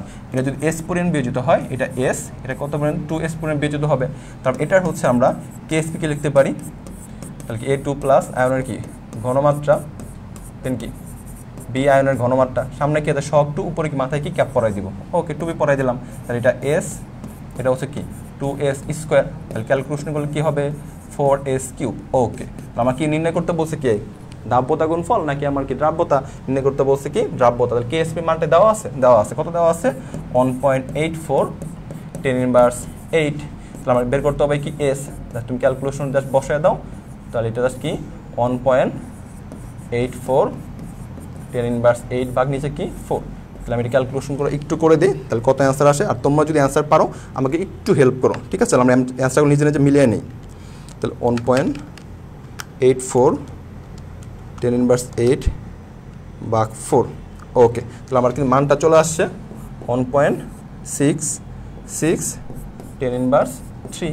তাহলে আমার কি দ্রাব্যতা, তাহলে এককটা লিখবো কি জাস্ট এককটা ওই যা দেখো AB2 বলছে না, তাহলে আমি হচ্ছে কি মোল পার লিটার লিখবো, ওই যে A+B, তাহলে এখানে কি A+B, তাহলে A কত 1, B তাহলে 1 আর 2 কে 3, তাহলে কি মোল কিউব L এর উপরে 3। বুঝতে পারছো, একটু কিন্তু আমি একক দিয়ে দিচ্ছি। তাহলে আমরা হচ্ছে লিখে ফেলবো মোলের উপর 3, লিটারের উপরে ইনভার্স 3, এটা হচ্ছে একক। দ্রাব্যতা একক দিয়ে, দ্রাব্যতা হচ্ছে একক দিয়ে দিলাম মোল। কেএসপি ইকুয়েশন থেকে আমরা দ্রাব্যতা এককটা দিয়ে দেবো, এটা হচ্ছে রাইট অ্যান্সার। তোমাদের কি এই অ্যান্সারটা আসছে? ওকে, গ্রাম পার লিটারও আসে, যেখানে যেভাবে আসে সব প্যাটার্নে আছে, বাদ পড়ে না একটা শিশু, সব সলভ করানো হবে। তাহলে আমার অ্যান্সারটা শেষ। তাহলে আমার নেক্সট প্রশ্ন সলভ করি। ঢাকা বোর্ড 22-এ আসছে, এ দ্রবণী সম্পৃক্ত হলে সম্পৃক্ত দ্রবণের ক্ষেত্রে আমরা কী পাবো? দ্রাব্যতা গুণফল পাবো, বলেই দিচ্ছে সম্পৃক্ত দ্রবণ, তাই না? তাহলে M2N3 দ্রাব্যতা গুণফল বের করতে বলছে। ওকে, তাহলে M2N3 দ্রাব্যতা গুণফল যদি বের করতে বলছে, কেএসপি নির্ণয় কি এস এর মানটা লাগবে, এই যে এস এর মানটা কি ঘনমাত্রাটা দেওয়া আছে। ওকে, তো আমার কাজ কি বিয়োজন করা, কি দেওয়া আছে M2N3, খুবই সহজ, বলছিলাম কি একটা থাকবে ক্যাটায়ন, একটা থাকবে হচ্ছে অ্যানায়ন, লিখে ফেলছি। M কয়টা? 2টা, লিখছি কয়টা? একটা। ওকে, N কয়টা? 3টা, লিখছি কয়টা? একটা, লিখে দিলাম। তাহলে এই যে N এর 3 চার্জটা কি M এর উপরে কি বসবে, তাহলে কি 2M3+, আর এই 2টা কোথায় বসবে? 2-, শেষ। তা এটা যদি S পরিমাণ বিয়োজিত হয়, এটা হচ্ছে 2S, এটা হচ্ছে 3S পরিমাণ বিয়োজিত হবে। নির্ণয় করতে বলছে কি সলিউবিলিটি প্রোডাক্ট বা KSP। তাহলে আমার M3+ এর হচ্ছে কি ঘনমাত্রা, M3+ এর ঘনমাত্রা, সামনে কি আছে? 2 আছে। জাস্ট তার কাজ কি, তার মাথায় কি ক্যাপ পরাই দেবো, কি 2 পরাই দেবো। ওকে, ডান। দেন কি N3- এর ঘনমাত্রা, সামনে গিয়ে 3, উপরে বসাই দিলাম, ডান। তাহলে এটা হচ্ছে কি 2S পরিমাণ, তাহলে 2S এর উপরে কি স্কোয়ার, এটা হচ্ছে কি 3S³। ওকে, তাহলে ক্যালকুলেশন কত হবে? 108 x⁵। তাহলে নির্ণয় করতে বলছি কি KSP, অর্থাৎ দ্রাব্যতা গুণফল। এস এর মানটা দেওয়া আছে, তাহলে 108, এস এর মানটা কি 3 × 10⁻³ উপরে বসাবে কত? 5। তাহলে ক্যালকুলেশন করলে যেটা আসবে সেটা হচ্ছে রাইট অ্যান্সার। তাহলে একটু ক্যালকুলেশন করি। তাহলে 108 ×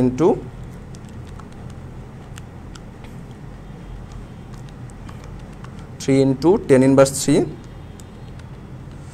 উপরে কত? 5। তাহলে আমার ক্যালকুলেশন মান আসতেছে 2.62 10⁻11। তাহলে একক কি, ওই যে মোল পার লিটার, তাহলে লিখবো কি মোল পার লিটার। এখন হচ্ছে ওই যে মোল পার লিটার কীভাবে লিখবো না, ওই যে এখানে কি, তাহলে ওই যে A+B বসলাম না, এককটা কি লিখবো মোল পার লিটার A+B।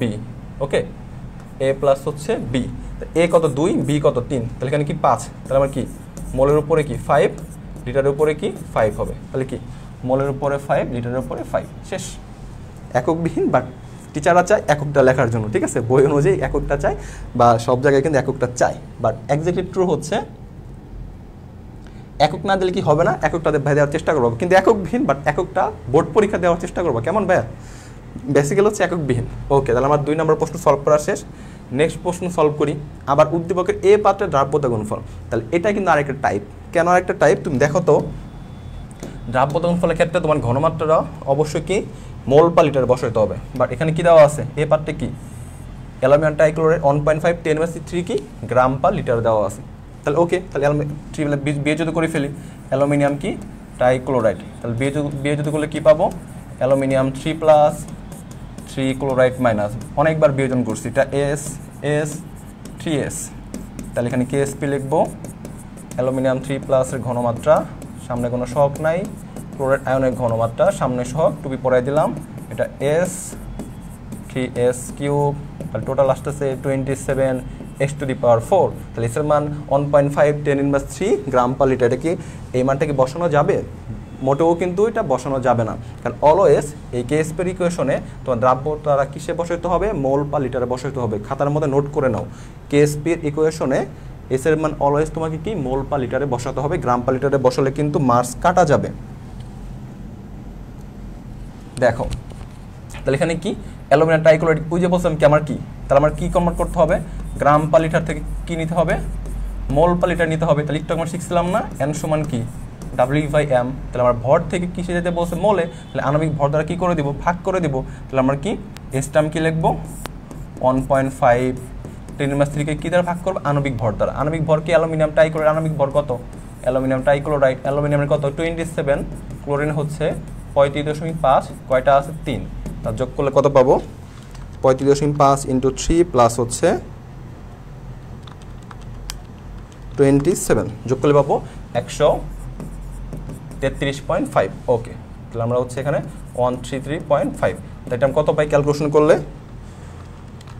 1.5 10⁻³ ভাগ 133.5, ঠিক আছে, অর্থাৎ 11.23। 11.23 একটু দেখো আমি সব কিছু ঠিক ঠিক লিখছি কিনা তাহলে 1.5 10^3 ভাগ 133.5 আচ্ছা একটু ভুল করছি ঠিক আছে আমি যদি ইয়েতে লিখি তাহলে আমি লিখতে হচ্ছে 1.12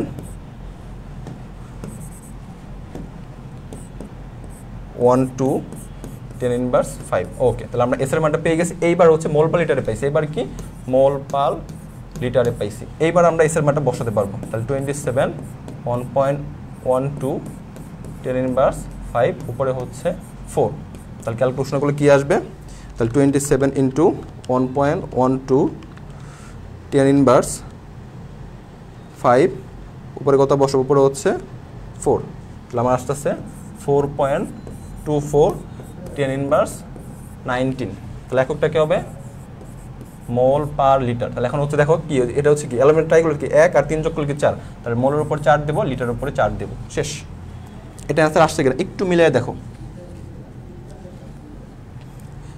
মিলিয়ে দেখো आंसरটা ঠিক আছে কিনা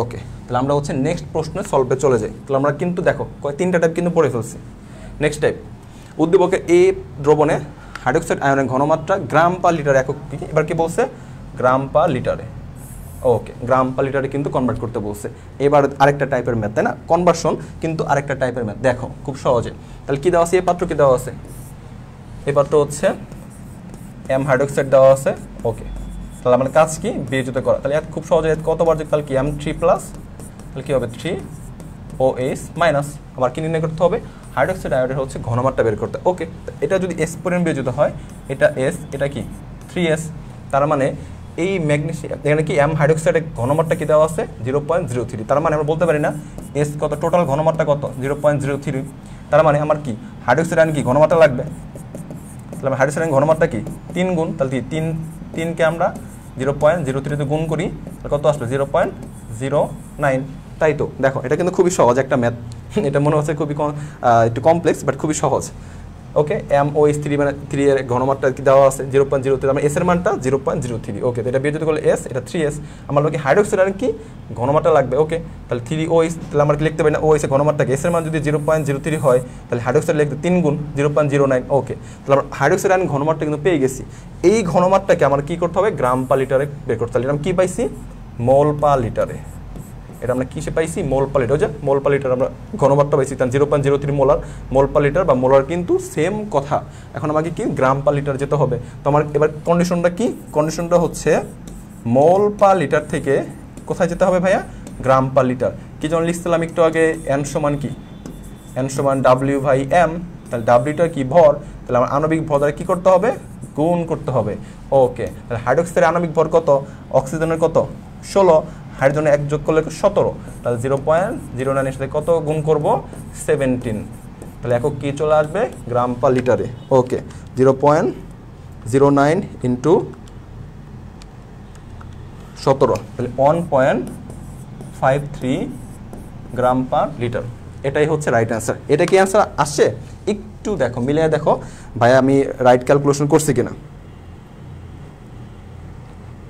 ওকে তাহলে আমি কিন্তু সেম ক্যালকুলেশন করছি আচ্ছা তাহলে দেখো তাহলে আমরা কিন্তু 4টা টাইপের ম্যাথ সলভ করা শেষ পরবর্তী প্রশ্নে চলে যাই এইবার কি বলছে ঘনমাত্রা নির্ণয় করতে বলছে এতক্ষণ মোল পার লিটার থেকে গ্রাম পার লিটার গ্রাম পার লিটার থেকে মোল পার নির্ণয় করলাম এবার হচ্ছে সিলভার প্লাস আয়নের ঘনমাত্রা অর্থাৎ তোমাকে ভাই এমনভাবে হচ্ছে তোমাকে প্রিপেয়ার করে দিচ্ছি বোর্ড পরীক্ষা যেভাবেই প্রশ্ন আসুক না কেন রাজবার ক্লাস করে তুমি যেন বলতে পারো বোর্ড পরীক্ষার প্রশ্ন দেখার সাথে সাথে মনে হচ্ছে ভাইয়া যা ক্লাসে করাইছে সবই কমন 100তে 100 টার্গেট আমরা 100তে 100 পাবোই ইনশাআল্লাহ ঠিক আছে তাহলে ওকে তাহলে আমরা কি ঘনমাত্রা নির্ণয় করতে বলতে সিলভার প্লাস আয়নের ঘনমাত্রা নির্ণয় করতে বলতে কি দেওয়া আছে এই যে সিলভার কার্বনেট Ag2CO3 ওকে লিখে ফেলি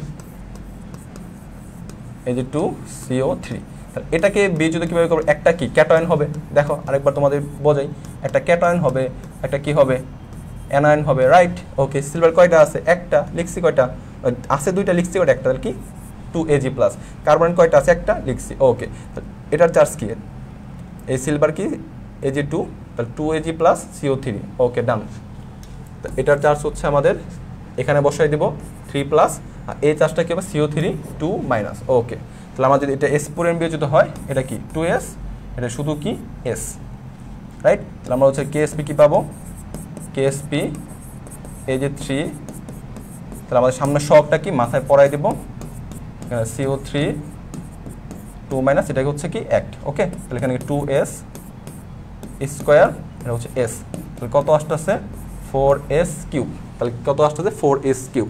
আমাকে কি বলছে সিলভার প্লাস আয়নের ঘনমাত্রা, তাহলে আমি আগে হচ্ছে s এর মানটা পাই, s এর মানটা যদি পাই, যদি আমরা s এর মানটা পাই তাহলে 2 এর সাথে s গুণ করলে কি সিলভার প্লাসের ঘনমাত্রা পেয়ে যাবো না, কনসেপ্ট তো তাই বলে, তাই না।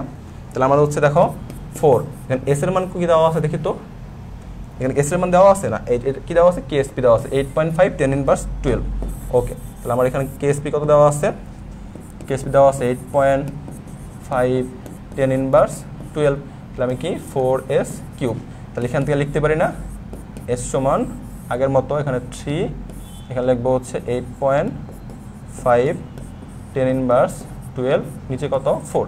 আমরা s এর মানটা বের করি, ক্যালকুলেশন করে, তোমরা একটু ক্যালকুলেটর দিয়ে চাপ দিয়ে অ্যান্সারটা আমাকে বলো, আমরা একটু মিলিয়ে নেই। তাহলে 8.5 10 ইনভার্স 12 ভাগ হচ্ছে 4, কত আসতেছে 1.28 10 ইনভার্স 4, তাহলে আমরা হচ্ছে 1.28 10 ইনভার্স 4 পেয়ে গেছি। কিসের মান পাইছি, s এর মানটা পাইছি। আমার কি লাগবে সিলভার প্লাসের ঘনমাত্রা লাগবে, তাহলে পরবর্তীতে আমরা নিচে কি লিখবো সিলভার প্লাসের ঘনমাত্রা, সিলভার প্লাসের ঘনমাত্রা, ঘনমান কত 2s, তাহলে আমরা হচ্ছে কি s এর মানটা পেয়ে গেছি না, s এর মানটা হচ্ছে পেয়ে গেছি।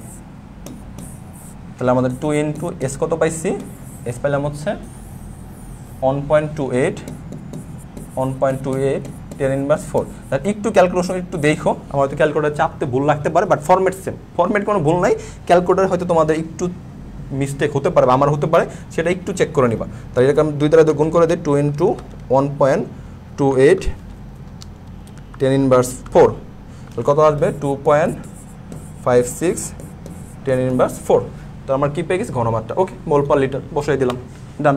তাহলে আমরা কিন্তু আয়নের ঘনমাত্রা বের করলাম, এভাবে কিন্তু ক্লোরাইড আয়নের ঘনমাত্রা, সিলভার প্লাসের ঘনমাত্রা, সিলভার ক্লোরাইড, এটা কিন্তু অনেকগুলোই বোর্ডে আছে, অর্থাৎ আমি একটা করে টাইপ রাখছি যাতে তোমার বোর্ড প্রশ্ন আলাদা করে সলভ যাতে নাই করা লাগে, ওকে। এটা বুঝে থাকলে পরবর্তী প্রশ্ন চলে যাই।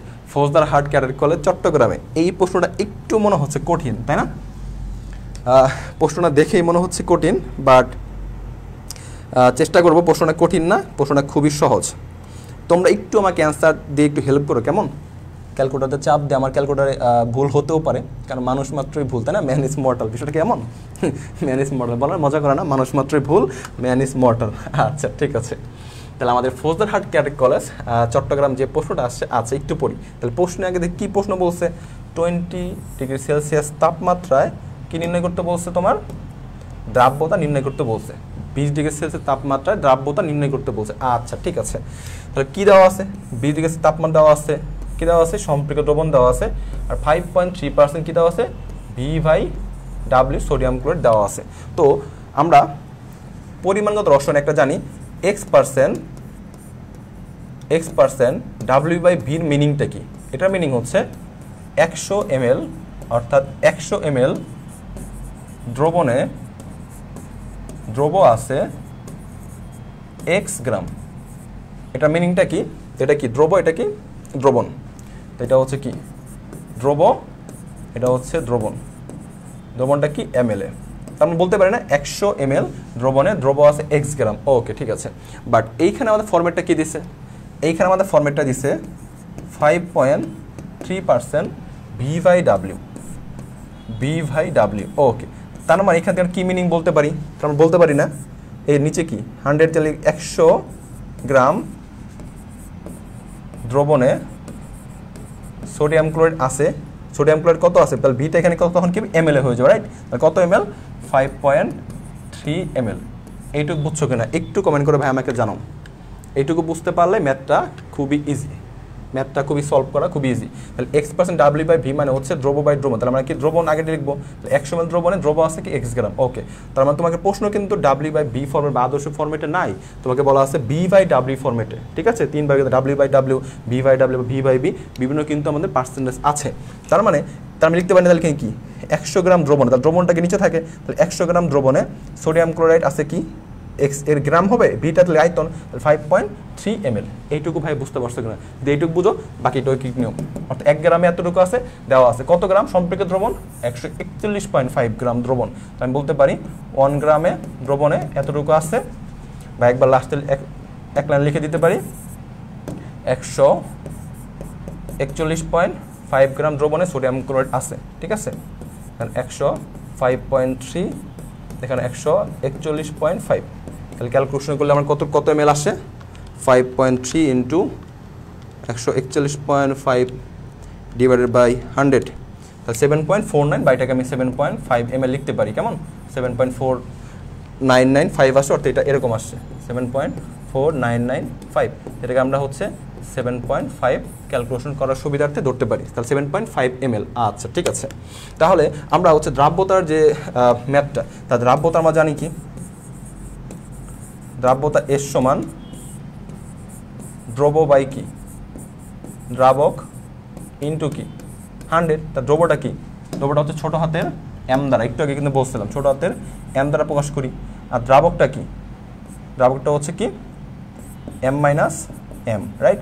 দ্রবণ হচ্ছে ক্যাপিটাল M, তাহলে m মাইনাস m। তাহলে এখান থেকে আমরা কি কি ইনফরমেশন পাইছি, তাহলে আমরা দেখো দ্রবণটাকে দেখো, এখানে ক্যাপিটাল M, দ্রবণটা কিন্তু দেওয়া আছে কত 141.5 গ্রাম, গ্রামে দেওয়া আছে। বাট তুমি দ্রব্যটা কিসে পাইছো, ml এ পাইছো। তুমি দ্রব্যটা তুমি তাহলে কি দ্রাবকটা পাবা, গ্রাম থেকে ml বিয়োগ করলে কি তুমি গ্রাম পাবা, কখনোই না। তাহলে তোমাকে এই ml থেকে গ্রামে নিতে হবে। এখন ml থেকে গ্রামে নেওয়ার জন্য আরও কিছু কন্ডিশন দেওয়া আছে কিনা প্রশ্নের মধ্যে তোমাকে সেটা আগে খেয়াল রাখতে হবে। একটু প্রশ্নের মধ্যে খেয়াল করে দেখো, এর আপেক্ষিক গুরুত্ব কত দেওয়া আছে, 1.26, কত দেওয়া আছে 1.26। যদি তুমি আপেক্ষিক গুরুত্ব যদি কোনো প্রশ্ন দেওয়া থাকে, তুমি জাস্ট এটাকে গ্রাম পার ml এ দিলেই সেটা হচ্ছে আপেক্ষিক গুরুত্ব থাকে না, তখন সেটা ঘনত্ব হয়ে যায়। কি হয়ে যায়, ঘনত্ব হয়ে যায়। ঘনত্বর ইকুয়েশন কেমনে মাথায় রাখবা, মনে করো তুমি একটা লাভ আঁকাইছো, ওকে, লাভ আঁকাইছো, তো এখন লাভ আঁকানোর পরে তুমি এটা ব্রেকআপ চিহ্ন দিয়ে দিছো, কি দিয়ে দিছো, ব্রেকআপ চিহ্ন দিয়ে দিছো, তো ব্রেকআপ হয়ে গেছে, একদম মাঝখানে বুকের মধ্যে চির করাই দিছো আর কি। তাহলে এইখান থেকে আমরা লিখতে পারি রো সমান, উপরটা কিসের মতো লাগতেছে দেখো তো, m এর মতো লাগতেছে কিনা, তাহলে উপরটা হচ্ছে m এর মতো লাগতেছে, আর নিচেরটা কিসের মতো লাগতেছে, v। অর্থাৎ রো সমান বলতে পারি, ঘনত্ব সমান বলতে পারি ভর বাই আয়তন। ঘনত্ব সমান রো সমান কি বলতে পারি, ভর বাই আয়তন। তাহলে যেহেতু আমার হচ্ছে কি লাগবে, ভর লাগবে, তাহলে আমার আপেক্ষিক গুরুত্ব অর্থাৎ ঘনত্ব এখানে কতটুকু দেওয়া আছে, 1.26 গ্রাম পার ml। তখন কি থাকে না, তখন কিন্তু আপেক্ষিক গুরুত্ব থাকে না, তখন এটার নাম কি হয়ে যায়, রো, ঠিক আছে। তখন এটার নাম চেঞ্জ হয়ে যায় কি, ঘনত্ব। আপেক্ষিক গুরুত্ব কি, পানির তুলনায় সেটা কত গুণ ভারী। মনে করো তুমি একটা বোতলের মধ্যে মনে করো যে এটা একটা হচ্ছে কি স্যানিটাইজার, মানে এটা 500 ml ধরো, ঠিক আছে, এটার মধ্যে 500 ml পানি হচ্ছে ধারণ করতে পারবা। তুমি মনে করো পানি রাখছো 500 গ্রাম পাবা, বাট তুমি এখানে মধু রাখছো, ওজনটা কি বাড়বে না, বাড়বে। তুমি লোহা রাখছো, ওজনটা কি 500 ml আয়তন, বাট তুমি লোহা দিয়ে পূরণ করছো, তাহলে ওজনটা কি হচ্ছে বাড়বে না কমবে, অবশ্যই বাড়বে। যেহেতু ওজনটা বাড়বে, তার মানে হচ্ছে পানির তুলনায় যত গুণ ভারী সেটাই হচ্ছে আপেক্ষিক গুরুত্ব।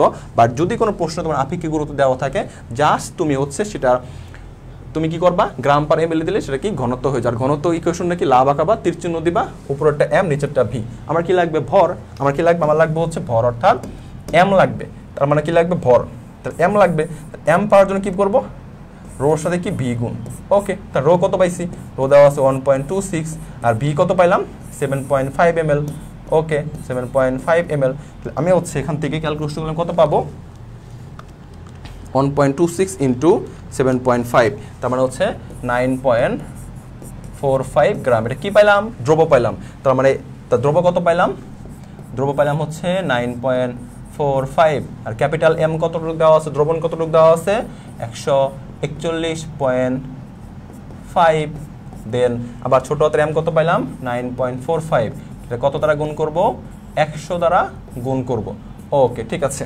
তাহলে আমরা হচ্ছে 141.5 থেকে তুমি যদি 9.45 বিয়োগ করো, তাহলে 132.05 পাবা। তুমি একবার ক্যালকুলেশন করলে 9.45 ভাগ 132.05 ইন্টু হচ্ছে 100, অর্থাৎ 7.15 গ্রাম। দ্রাব্যতা কি 7.15, ঠিক আছে। দ্রাব্যতা মোলপাল এটা লিখে দিতে 7.15। এটা ক্যান্সার আসছে একটু জানাও তো ভাইয়া, এটা আসছে কিনা। 9.45 ভাগ 141.5 মাইনাস 9.45 গুণ 100, ওকে আমার এটা 7.15, তাহলে আমাকে নির্ণয় করতে বলছে দ্রাব্যতা, তাহলে মোল পার লিটার, শেষ। তাহলে কত একটা বড় প্রশ্ন, অর্থাৎ তোমার কাজ কি, তোমার কি সম্পৃক্ত দ্রবণ বলছে কিনা, তুমি ঐকিক নিয়মে দাস করবে কোন কী কী দেওয়া আছে আর কী বের করতে হবে। তুমি দ্রব্যটা এমএল, তাহলে গ্রাম থেকে এমএল বের করলে তুমি তো গ্রাম পাবা না, তাই না। তোমাকে একটা ক্লু দেওয়া থাকবে যেটা ভরে নিতে হবে, আপেক্ষিক গুরুত্ব দেওয়া থাকবে 1.26, জাস্ট তুমি আয়তনটা কি গ্রাম পার এমএলএ দিবা, তখন কি ঘনত্ব হয়ে যাবে। আর ঘনত্ব রো মানে ক্যাম বাই ভি, তোমার লাগবে কি ভর, ভর থেকে ভর বিয়োগ করতে হবে, কারণ কি দ্রাব্য ক্যাম মাইনাস এম, তোমার এটা যদি গ্রামে থাকে এটা যদি এমএলএ থাকে, বিয়োগ তো তুমি করতে পারবা, বিয়োগ করতে পারবা না। ওকে, আর আমরা খুব সহজে কিন্তু দ্রাব্যতা নির্ণয় করে ফেলছি। দ্রাব্যতা গুণফল থেকে যত টাইপের প্রশ্ন আসতে পারে সব টাইপ একদম পানি পানি হয়েছে কিনা একটু কমেন্ট করে ভাইয়া জানাও। তাহলে আমরা নেক্সট কনসেপ্টে চলে যাব। নেক্সট যে কনসেপ্ট সেটা হচ্ছে অদক্ষেপ ও সময়ায়ন প্রভাব, খুবই গুরুত্বপূর্ণ একটা টপিক। অদক্ষেপ পড়া 4 মার্কের জন্য, তোমাদের বোর্ড পরীক্ষায় মাস্ট এটা আসবেই। অদক্ষেপ পড়েছে কিনা, সময়ায়ন পড়েছে, সময়ায়নের ম্যাথ, আর একটা হচ্ছে অদক্ষেপ, ঠিক আছে।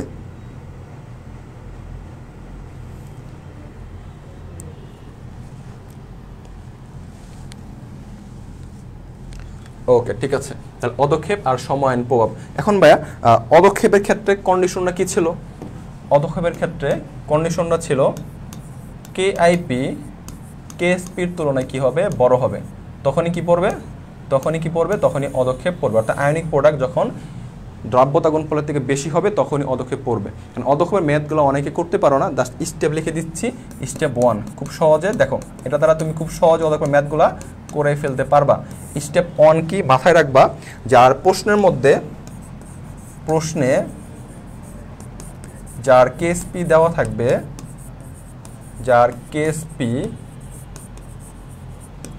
দেওয়া থাকবে, মিশ্রণে তার ঘনমাত্রা নির্ণয় করব। মিশ্রণের পর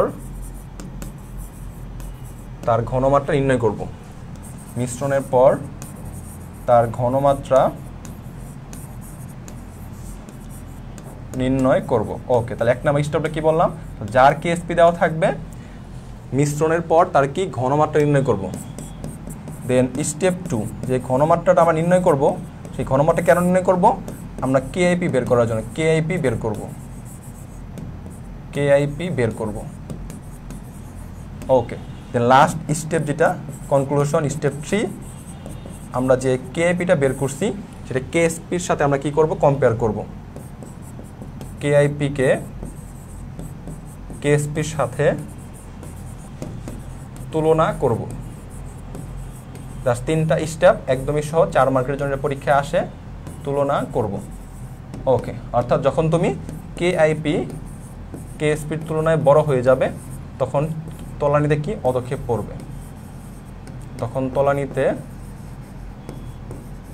পড়বে, বা দ্রবণটা কি হবে, অতিপৃক্ত দ্রবণ হবে। বুঝতে পারছো? তখন দ্রবণটা কি হবে, অতিপৃক্ত দ্রবণ। আচ্ছা, ঠিক আছে। তাহলে একটু আরেকবার বলে দিই, তাহলে অদক্ষেপ নির্ণয় করার ক্ষেত্রে মাথায় রাখবা, প্রশ্নে যার কেএসপি দেওয়া থাকবে মিশ্রণের পর তার তুমি ঘনমাত্রা নির্ণয় করব। যার কেএসপি দেওয়া থাকবে তারই ঘনমাত্রা, মিশ্রণের পর 2টা আয়নের ঘনমাত্রা নির্ণয় করব। যেহেতু ঘনমাত্রা নির্ণয় করতে কাজ কি, কেআইপি বের করা, কারণ অদক্ষেপের কন্ডিশন কি, KIP is greater then KSP, তাহলে কেএসপি তো দেওয়াই থাকবে, ঘনমাত্রা বের করা, একটাই উদ্দেশ্য আমার কেআইপি বের করা, আয়নিক প্রোডাক্ট বের করা। দেন কেআইপির সাথে কেএসপি তুলনা করব, যদি কেআইপি মানটা তুমি কেএসপি তুলনা কি বেশি পাও তাহলে অদক্ষেপ পড়বে। বুঝতে পারছো? 3টি স্টেপ খাতার মধ্যে লিখে নাও। এখন দেখো কিভাবে তুমি বোর্ড পরীক্ষা খাতার মধ্যে অ্যান্সার করবা 4-এ 4 পাওয়ার জন্য। ওকে, তাহলে আমরা হচ্ছে সময়ায়ন প্রভাবটা আমরা প্রশ্ন সলভিং হিসেবে বুঝিয়ে দেবো। তাহলে প্রথম ও দ্বিতীয় পাত্রের মিশ্রিত দ্রবণে কোনো অদক্ষেপ পড়বে কিনা, খুবই গুরুত্বপূর্ণ প্রশ্ন, প্রত্যেকবারই আসে। তাহলে প্রথম ও দ্বিতীয় পাত্রের মিশ্রিত দ্রবণে কোনো অদক্ষেপ পড়বে কিনা, কি বলছে, অদক্ষেপ পড়বে কিনা। 2টা পাত্রকে মিশ্রিতকরণ করতে বলছে। ওকে, এ পাত্র কি দাও, ওকে, তাহলে মিশ্রণ করার জন্য AM প্লাস কি দেওয়া আছে, দ্বিতীয় পাত্র কি দেওয়া আছে, XB। ওকে, লিখলাম। ওকে, এবার সমতাকরণ কীভাবে করবো, অনেকে সমতাকরণ বুঝো না, ঠিক আছে। দেখো খুবই ট্রিক্স আছে এখানে। 25 কি দেওয়া আছে, কার দেওয়া আছে, AB2 দেওয়া আছে না, তার মানে মিশ্রণ করার পর তোমাকে AB2 বানাতে হবে। এমনি তো কত পাই, এখানে কি পাবা, AB পাবা, আর তুমি কি পাবা, আর তুমি পাবা XM, তাই তো, মিশ্রিত করার পর এটা পাবা। বাট সমতাকরণ কেন করা লাগবে, দেখো তো কি দেওয়া আছে, কার কেএসপি দেওয়া আছে, AB2, বাট এখানে কি AB2 তোমার আছে, AB2 নাই, তার মধ্যে AB2 তোমাকে বানাইতে হবে। তাহলে যদি আমি এখানে AB2 দেই, এইবার তোমাকে সমতাকরণ করতে হবে। তাহলে AB যেহেতু B এখানে 2 মোল নিছি, এখানে কি 2 আছে, তাহলে সামনে কি বসাবো 2। ওকে, বাকি সব ঠিক আছে না। M কতটুকু দেওয়া আছে, M1, বাট এখানে বি কত হয়ে যায়, বি হচ্ছে 2, তাহলে আমাদের এখানে 2 বসালে হবে না, 2 বসালে কিন্তু আবার এখানে 2 হয়ে যাবে, জাস্ট এইখানে 2 বসাতে হবে। ওকে, এইবার কিন্তু আমরা হচ্ছে মিশ্রিত দ্রবণ করে আমরা কিন্তু বের করে ফেলছি। তাহলে কার কেএসপি দেওয়া আছে, 1 নম্বর কন্ডিশন AB2 এর কেএসপি দেওয়া আছে। তাহলে 1 নম্বর কন্ডিশন যার কেএসপি দেওয়া থাকবে মিশ্রণের পর তার ঘনমাত্রা বের করব।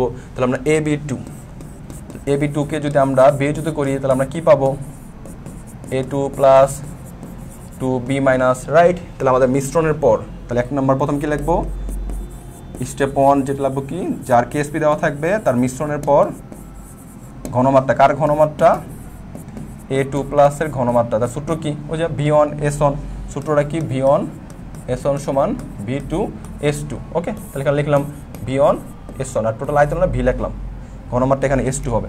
এখানে দেখবো V1 কতটুকু দেওয়া আছে, S1, তাহলে প্রথম পার্টে যখন V1 কত দেওয়া আছে 60 ml লিখবো, S1 এর মান কত দেওয়া আছে 0.4 ml। ওকে, আর টোটাল আয়তন কত, V কি টোটাল আয়তন, তাহলে 60 আর 40 যোগ করলে কত, 60 আর 40 যোগ করলে 100 ml। ওকে, 60 আর 40 যোগ করলে 100 ml। এবার মান বসিয়ে দিই, তাহলে V1 কত, V1 হচ্ছে 60, S1 এর মান 0.4, টোটাল B হচ্ছে 100, টোটাল B হচ্ছে 100, ঠিক আছে, টোটাল B হচ্ছে 100। তাহলে ক্যালকুলেশন কত আসবে, 60 ইন্টু 0.4 ভাগ 100 অর্থাৎ 0.24। ওকে, ঠিক আছে। দেন মিশ্রণের পর একটা ঘনমাত্রা বের করে ফেলছি, পরেরটা মিশ্রণের পর এবার কি, বি আয়নের ঘনমাত্রা। ওকে, এবার কি লিখবো, S2, এবার লিখবো V2 S2 নিচে, তো দ্বিতীয় পাত্র থেকে, দ্বিতীয় পাত্রতে কি আছে, বি আছে, দ্বিতীয় পাত্রতে বি, প্রথম পাত্র এ ছিল, বুঝতে পারছো। তাহলে এখানে হচ্ছে তাহলে V2 কত দেওয়া আছে, V2 দেওয়া আছে 40, S2 কত দেওয়া আছে 0.2, আর টোটাল আয়তন কত 100, 60 আর 40 যোগ করলে 100 ml। তাহলে বসাই দিই, V2 মান হচ্ছে 40, S2 মান 0.2 আর টোটাল বি হচ্ছে 100। তাহলে এখানে ক্যালকুলেশন করলে কত আসবে, 40 ইন্টু 0.2 ভাগ হচ্ছে 100, তাহলে এখানে কত আসতেছে 0.08। আচ্ছা, তাহলে আমি কি দুটার কি, প্রথমে কি যার কেএসপি দেওয়া থাকবে মিশ্রণে তার ঘনমাত্রা বের করবো, তাহলে 1 নম্বর স্টেপ আমার ডান। দেন নেক্সট স্টেপ কি, কেআইপি বের করবো। ওকে, তাহলে এবার কি কেআইপি বের করবো। তাহলে কেআইপি আমরা কার বের করবো, যার কেএসপি দেওয়া থাকবে। তাহলে কি A2 প্লাস আয়নের ঘনমাত্রা, A2 প্লাস আয়নের ঘনমাত্রা আর বি আয়নের ঘনমাত্রা, সামনে যে সহগ 2 ছিল সেটাকে আমরা কি উপরে তুলে দেবো। ওকে, তাহলে A2 প্লাস আমরা কি ঘনমাত্রা পাইছি, ঘনমাত্রা কতটুকু পাইছি 0.24 আর ওটা 0.08, এখানে কি 0.24, এটা হচ্ছে 0.08, উপরে কত হবে 2। তো ক্যালকুলেশন করলে কত আসতেছে 0.08 স্কোয়ার ইন্টু 0.24, তাহলে 1.53 10⁻3। তাহলে কেআইপি কত আসছে, আর তোমার কেএসপি কত দেওয়া ছিল, AB2 এর কেএসপি দেওয়া ছিল 1.84 10⁻8, 1.84 10⁻8। তাহলে কোন মানটা বড়, অবশ্যই কিন্তু কেএসপির মান, কেআইপির মানটা বড়, রাইট, এই মানটা হচ্ছে বড়। তার মানে বলতে পারি KIP is greater then KSP, সুতরাং কি পড়বে, সুতরাং অদক্ষেপ পড়বে। খুব সহজে কিন্তু আমরা অদক্ষেপ ম্যাথটা করে ফেলবো। তাহলে যার কেএসপি দেওয়া থাকবে মিশ্রণের পর তার আমরা ঘনমাত্রা বের করব, তারপর কেআইপি বের করব, কেএসপির সাথে কেআইপি কম্পেয়ার করব। যদি কেআইপি বড় হয় তাহলে অদক্ষেপ পড়বে, যদি কেআইপি বড় না হয় অদক্ষেপ পড়বে না। ওকে, ডান। তাহলে আমরা নেক্সট প্রশ্নে চলে যাই। খুবই মারাত্মক একটা প্রশ্ন। এই প্রশ্ন সলভ করতে গিয়ে তোমাদের হাজারি স্যারের বই হচ্ছে ঐকিক নিয়ম আছে, ঠিক আছে, ঐকিক নিয়মে করো, তারপরে গুহ স্যারের বই ঐকিক নিয়মে করা। এটা ঐকিক নিয়মে করলে কি হয়, অনেকে বুঝে না, কিন্তু একটা খুবই সহজভাবে এটা করতে পারো। তুমি এটা করলে 3 এ 3 পাবা। কোন কোন বোর্ডে আসছে, রাজশাহী বোর্ড 23-এ আসছে প্রশ্নটা, আরও কয়েকটা বোর্ডে আসছে, আমি একটা রাখছি প্রশ্ন, রাজশাহী বোর্ড 23-এ আসছে, রাজশাহী বোর্ড 22-এ আসছে, ময়মনসিংহ বোর্ড 22-এ, কুমিল্লা বোর্ড 21-এ। একই প্রশ্ন 4 বার আসে। তাহলে বোর্ড পরীক্ষার জন্য মারাত্মক একটা এমসিকিউ, 2টা তাপমাত্রায় 2টা দ্রাব্যতা দেওয়া থাকে, সেখান থেকে শীতলীকরণ করলে অদক্ষেপ পড়বে কিনা এরকম একটা প্রশ্ন আসে। তাহলে দেখো তো 25 ডিগ্রি সেলসিয়াস তাপমাত্রা দেওয়া আছে, 50 ডিগ্রি সেলসিয়াস দুইটা কি দেওয়া আছে, দ্রাব্যতা দেওয়া আছে। ওকে, একক বিন, তাই না, ওই যে আমি একক বিন, তাহলে কীভাবে কী হয় আমরা শুরুতেই কিন্তু পড়ে আসছি। তাহলে আমাদের 50 থেকে যদি 25 নামাই, শীতল করলে কি পরিমাণ কেলাসিত হবে। কেলাসিত মানে হচ্ছে কোনো কেলাসন মানে কি কোনো কঠিন পদার্থের উত্তপ্ত দ্রবণকে যদি আমরা ধীরে ধীরে ঠান্ডা করি, কঠিন যে পদার্থটাকে যদি আমরা আলাদা করে ফেলি, সেটাই হচ্ছে কেলাসন। অর্থাৎ নিচে যে তলানি বা অধক্ষেপটা জমবে সেটাই হচ্ছে কেলাসন। তাহলে দেখো এরকম প্রশ্নতে কি দেওয়া আছে সেটা আমি লিখে ফেলি আগে। দ্রাব্যতা দেওয়া আছে, দুইটা তাপমাত্রা দেওয়া আছে, দুইটা তাপমাত্রার ক্ষেত্রে কি কি কন্ডিশন আমি লিখে ফেলি। তাহলে আমার দেওয়া আছে 25 ডিগ্রি সেলসিয়াসের ক্ষেত্রে, 25 ডিগ্রি সেলসিয়াসের ক্ষেত্রে দ্রাব্যতা কত দেওয়া আছে, 25 ডিগ্রি সেলসিয়াসের ক্ষেত্রে দ্রাব্যতা দেওয়া আছে। আর এখানে কি দেওয়া আছে 50 ডিগ্রি সেলসিয়াসের ক্ষেত্রে দ্রাব্যতা। ওকে, যেটা দ্রাব্যতা যা দেওয়া আছে লিখে ফেলি। 25-এর জন্য দ্রাব্যতা কত 40, 50-এর জন্য কত 60। তাহলে 25-এর জন্য 40, 50-এর জন্য হচ্ছে 60। তা দ্রাব্যতা বলছিলাম কি দ্রবের পরিমাণ একটু আগে শিখে আসছিলাম না। দ্রাব্যতা 40 থেকে কি কি ইনফরমেশন আমরা পাই, তার দ্রব হচ্ছে কত 40, দ্রাবক কত, দ্রাবক হচ্ছে কত 100, দ্রাবক হচ্ছে 100, আর দ্রবণ কত, তাহলে এখানে 40 গ্রাম, দ্রাবক 100 গ্রাম। কারণ আমরা কি দ্রাব্যতার একক কি জানি, যে গ্রাম পার 100, শুরুতে আমরা পড়ে আসছি না। তাহলে আমাদের কি 100 গ্রাম, দ্রবণ কি হবে 40 আর 100 যোগ করলে কি হবে 140 গ্রাম। ওকে, তাহলে দ্রাব্যতা এই সেমির বসে লিখে ফেলি। দ্রবক কত লিখবো 60 গ্রাম, দ্রাবক হচ্ছে কত, দ্রাবক হচ্ছে 100 গ্রাম, দ্রবণ হচ্ছে 160 গ্রাম। ওকে, ঠিক আছে, তাহলে আমরা কিন্তু পেয়ে গেছি। এইবার হচ্ছে ভাইয়া কি থেকে কি বের করতে বলছে, আমাকে বলছে 100 গ্রামের সম্পৃক্ত দ্রবণ থেকে। ওকে, তাহলে দ্রবণ তো কয়টা, দ্রবণ দেওয়া আছে 2টা, দ্রবণ দেওয়া 2টা। তা দ্রবণ থেকে তোমাকে কি করতে বলছে, কেলাসিত করতে বলছে, বা দ্রবণ থেকে অধক্ষেপ নির্ণয় করতে বলছে। যেহেতু তোমাকে দ্রবণ থেকে অধক্ষেপ নির্ণয় করতে বলছে, এখন কথা হচ্ছে কোন দ্রবণ থেকে আমরা অধক্ষেপ নির্ণয় করব, এটা কিন্তু ক্লু দেওয়া নাই। ক্লুকে দেওয়া আছে বাট বুঝতে হবে। তাপমাত্রা কি বলছে 50 ডিগ্রি সেলসিয়াস থেকে 25 ডিগ্রি সেলসিয়াস নামানোর জন্য, অর্থাৎ 50 ডিগ্রি সেলসিয়াস থেকে 25 ডিগ্রি সেলসিয়াস দেওয়ার জন্য শুরুতে যে তাপমাত্রা দেওয়া থাকবে সেই দ্রবণটাকে নিয়ে আমরা কাজ করব। তাহলে আমরা কি বললাম ভাইয়া, শুরুতে যে দ্রবণটা দেওয়া থাকবে, যে তাপমাত্রা দেওয়া থাকবে, সেই তাপমাত্রা দ্রাবক বা দ্রবণ নিয়ে কাজ করবো। কারণ প্রশ্ন কি দ্রবণ থেকে কি অধক্ষেপ নির্ণয় করতে বলছে, 50 থেকে 25-এ নামছে, তাহলে কোন তাপমাত্রার জন্য বের করবো, 50 আগে ফিক্সড করবো। তাহলে 50 নিয়ে কাজ করা হবে, কি নিয়ে কাজ করতে বলছে দ্রবণ। তাহলে দ্রবণ থেকে তুমি বলতো 500 গ্রাম দ্রাবককে 25 ডিগ্রি সেলসিয়াস তাপমাত্রা শীতল করলে কি পরিমাণ দ্রবীভূত হবে, এটা যদি বলতো, যদি দ্রাবক কথা উল্লেখ করে দিত, তাহলে কাজ ছিল এই দ্রাবককে নিয়ে কাজ করা আর এই দ্রাবককে নিয়ে কাজ করা। বুঝতে পারছো, এই দ্রাবক। এখন কোন দ্রাবকটা কাজ করতাম, 50 থেকে 25 বলে 50 ডিগ্রি সেলসিয়াস 100 নিয়ে কাজ করতাম। এটুকু বুঝতে পারছি। ওকে, দুটো তাপমাত্রা দেওয়া আছে, দ্রাব্যতা দেওয়া আছে, আমরা লিখে ফেলছি। কি কি ইনফরমেশন জানি, শুরুতে পড়াইছিলাম। 50 থেকে 25-এ নামাইতে বলছে, যেটা যে তাপমাত্রা আগে দেওয়া থাকবে সেখান থেকে আমরা অধক্ষেপটা বের করব।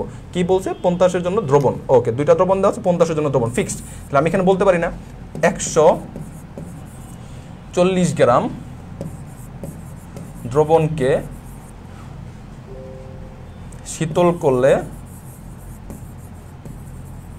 অধক্ষেপ, শীতল করলে অধক্ষেপ কত, মাথায় রাখবা। শীতল করলে অধক্ষেপ হচ্ছে এই যে দুইটা দ্রাব্যতার পার্থক্য, ঠিক আছে। অর্থাৎ 50-এর জন্য 25-এর জন্য 40 আর 50-এর জন্য হচ্ছে কি 60। ও আচ্ছা, 140 তো নয়, আমার তো কি বলছে 50 থেকে 25-এ নামতে বলছে। তার মানে দেখো, তার মানে কাজ করতে হবে কি, আমার কাজ করতে হবে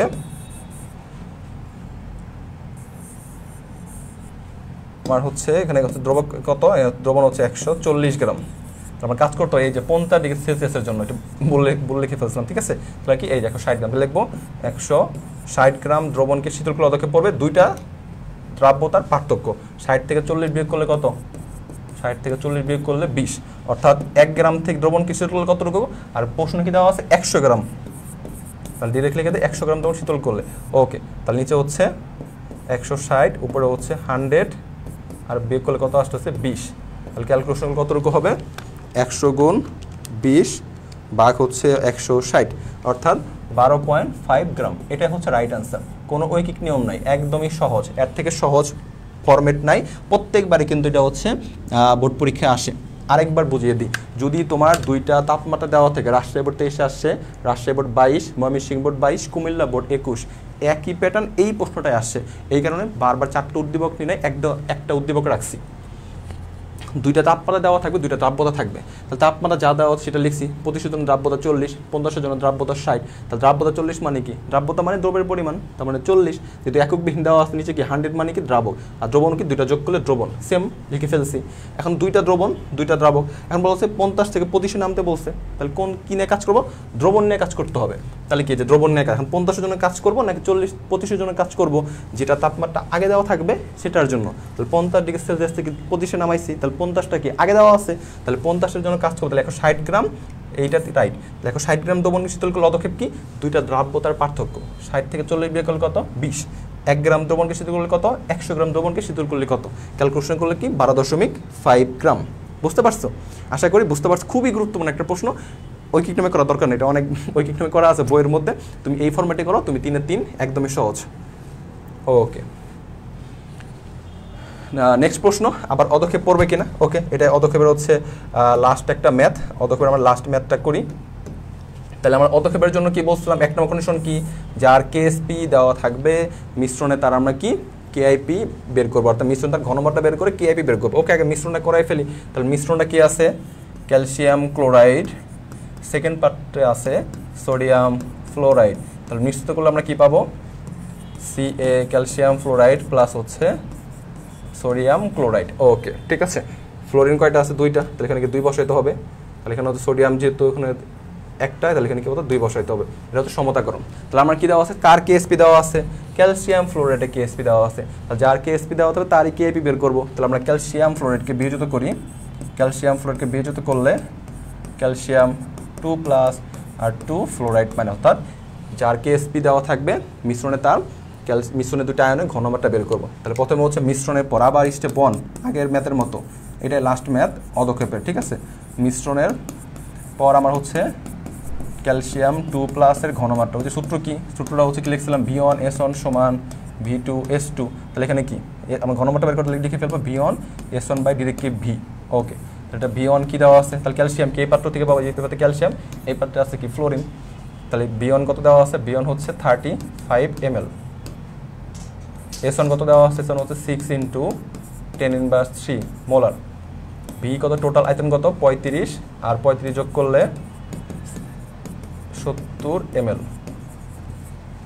তাহলে বসাই দিলাম V1 কত? 35, S1 6 × 10⁻³ আর V কত? 70। তাহলে ক্যালকুলেশন কত আসবে? 35 × 6 × 10⁻³ ডিভাইডেড বাই হচ্ছে 70। কত আসতেছে? 3 × 10⁻³। ওকে, দেন মিশ্রণের পর কি? ফ্লোরাইড আয়নের ঘনমাত্রা। মিশ্রণের পর ফ্লোরাইড আয়নের ঘনমাত্রা সেম। এবার কি লিখবো? V2S2 divided by V। তাহলে এখানে V2 কি 2 নং পাত্রে, আর V হচ্ছে টোটাল কত? 70 ml, দুইটা পাত্রের আয়তন যোগফল। তাহলে V2 কত দেওয়া আছে? V2 হচ্ছে 35 ml। S2 কত দেওয়া আছে? S2 হচ্ছে 6 × 10⁻³ মোলার। ওকে, ঠিক আছে। তাহলে মানগুলো একটু বসাই দিই। তাহলে V2 হচ্ছে 35, S2 হচ্ছে 6 × 10⁻³ আর B হচ্ছে টোটাল আয়তন। তাহলে এখানে ক্যালকুলেশন কত আসতেছে? 35 × 6 × 10⁻³ ডিভাইডেড বাই হচ্ছে 70। এটাও কিন্তু সেম, 3 × 10⁻³। ওকে, তাহলে দুইটা আয়নের, তাহলে যার কেএসপি দেওয়া থাকবে মিশ্রণের পর দুইটা আয়নের কি ঘনমাত্রা বের করব। সেকেন্ড স্টেপটা কি যেন বলছিলাম ভাইয়া? সেকেন্ড স্টেপটা হচ্ছে কেআইপি বের করবো। ওকে, আয়নিক প্রোডাক্ট। তাহলে আয়নিক প্রোডাক্ট এখানে কি হবে? ক্যালসিয়ামের ঘনমাত্রা আর কি ফ্লোরাইড আয়নের ঘনমাত্রা। এখানে হচ্ছে ক্যালসিয়াম 2+ এর ঘনমাত্রা আর ফ্লোরাইড আয়নের ঘনমাত্রা। সামনে কি ছিল? 2, সেটা কি মাথায় চলে যাবে। তাহলে ক্যালসিয়াম 2+ এর ঘনমাত্রা কি পাইছি? 3 × 10⁻³ ফ্লোরাইডের ক্ষেত্রে সেম। তো 3 × 10⁻³, এখানে 3 × 10⁻³ এখানে হচ্ছে 2। তাহলে আমরা ক্যালকুলেশন করলে কত আসতেছে? 3 × 10⁻³ স্কোয়ার, 3 × 10⁻³, তাহলে 2.7 10⁻8। আর এটা কেএসপি কতটুকু দেওয়া আছে কম্পেয়ার করবে। এবার কি কেএসপিটা কত দেওয়া ছিল? কেএসপি দেওয়া ছিল 4 × 10⁻11, 4 × 10⁻11। তাহলে কোন মানটা বড়? অবশ্যই কি কেআইপিটা বড়। তাহলে কেআইপির সাথে কেএসপি কী করবো? কম্পেয়ার করবো। তো সুতরাং কী হবে? অদক্ষেপ পড়বে। সুতরাং অদক্ষেপ পড়বে। তাহলে জাস্ট এইটুকু ফলো করলেই অদক্ষেপের ম্যাথ ডান। তাহলে আমাদের দ্রাব্যতা গুণফল অদক্ষেপের একদম কনসেপ্ট পানি পানি কিনা একটু ভাইকে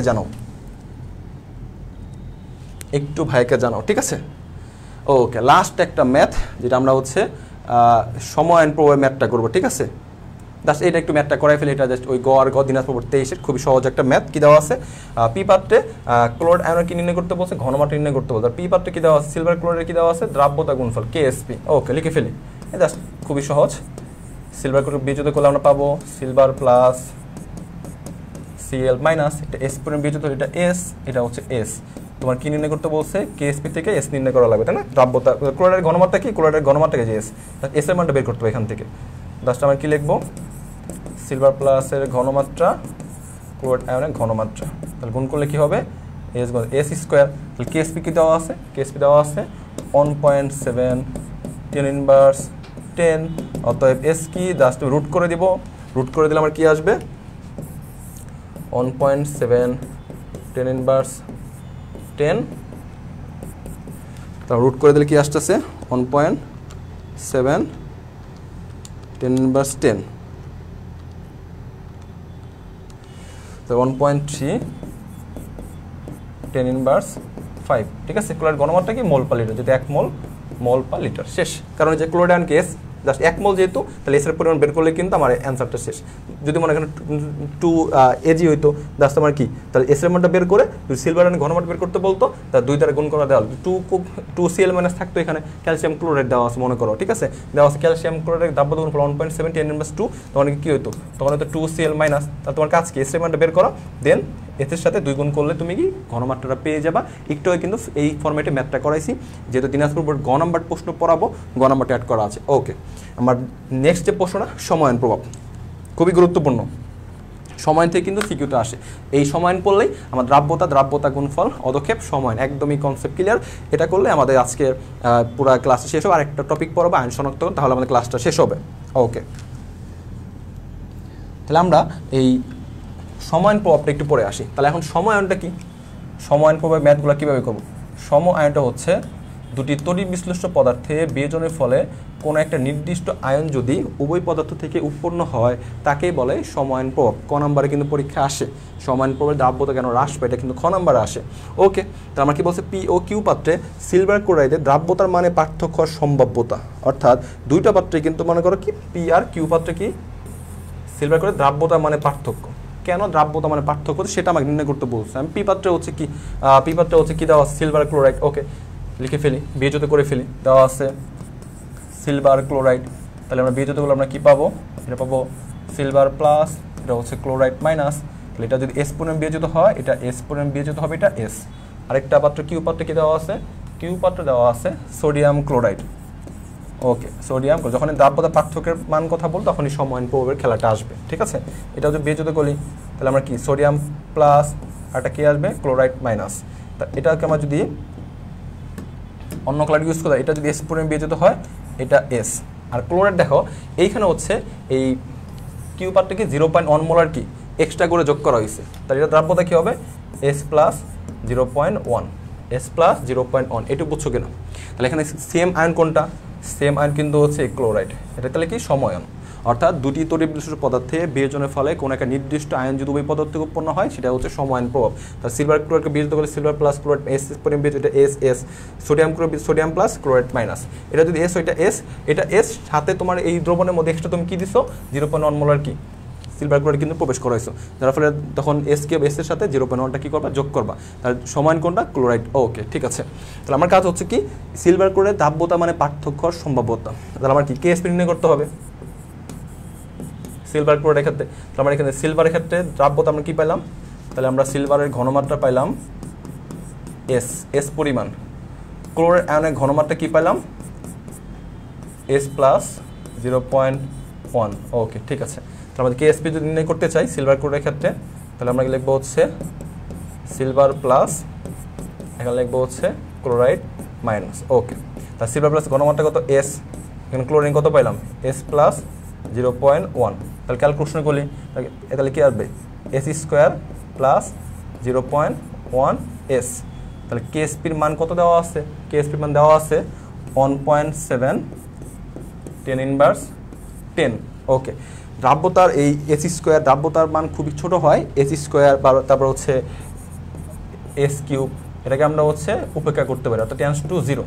তো আমি এখানে কি লিখতে পারি, তো আমরা শুধু লিখতে পারি হচ্ছে 0.1s সমান 1.7 10 ইনভার্স 10, অতএব এস 1.7 10 ইনভার্স 10কে ভাগ করে দেবো, ঠিক আছে। 1.7 10 ইনভার্স 10 ভাগ কত 0.1, তাহলে মান কত, জাস্ট 1 পাওয়ার কমে যাবে, 1.7 10 ইনভার্স কি 9। ওকে, তাহলে আমরা হচ্ছে 2 নং পাত্র থেকে আমরা হচ্ছে এই দ্রাব্যতা মানটা পেয়ে গেলাম। আর 1 নং পাত্রের মধ্যে, 1 নং পাত্র মানে কি, সিলভার ক্লোরাইডের ক্ষেত্রে সেক্ষেত্রে কি এসএস যেহেতু পরিমাণ, ওটা কিন্তু আমরা ঘনমাত্রা নির্ণয় করতে বলছিল, তাই ওটার ক্ষেত্রে দ্রাব্যতা কত পাইছি 1.3, অর্থাৎ এটাও সিলভারের জন্য কি, এই যে এস এর মান যেহেতু পাইছি, ক্লোরিনের জন্য এস এর মানও পাইছি, এসএস কিন্তু সেম। তার মানে দুইটা পাত্রের এটা এস এর মান কত পাইলাম 1.7 10 ইনভার্স 9, আর এই পাত্রে এসে কত 1.3 10 ইনভার্স 5। তা দুইটাকে দ্রাব্যতা মানে কি পার্থক্য হয়েছে না, তার মানে সময়ের প্রভাবে কি দ্রাব্যতা হ্রাস পায়। দেন দুইটা দ্রাব্যতা মানে পার্থক্য বিয়োগ করে দিব, 4-এ 4 মার্কস।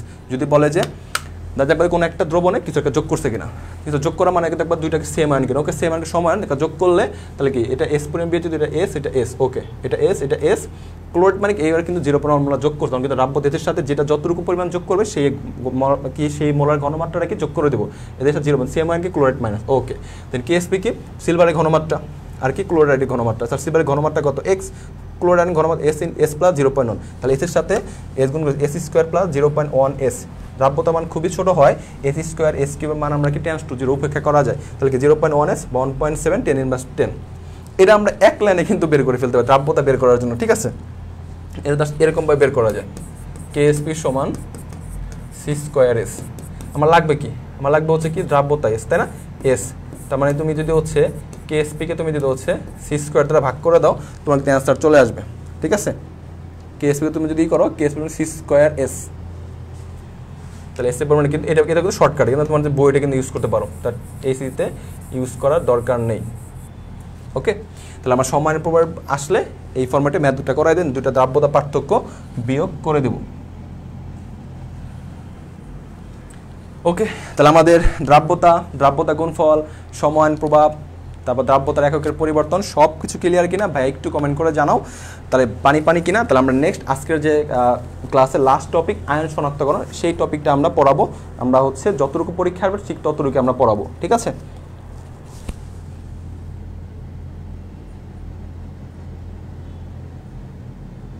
বলো এইটুকু সম্পূর্ণ ক্লিয়ার কিনা। তাহলে আমরা আয়ন শনাক্তকরণ টপিকে চলে যাব। তাহলে আমরা আয়ন শনাক্তকরণের জন্য যে ইম্পর্টেন্ট টপিক, যে দুটো আয়ন সব থেকে বেশি আসে সিকিউর জন্য, ঠিক আছে। সিকিউর জন্য হচ্ছে একটা হচ্ছে ক্লোরাইড আয়ন, একটা হচ্ছে সালফেট।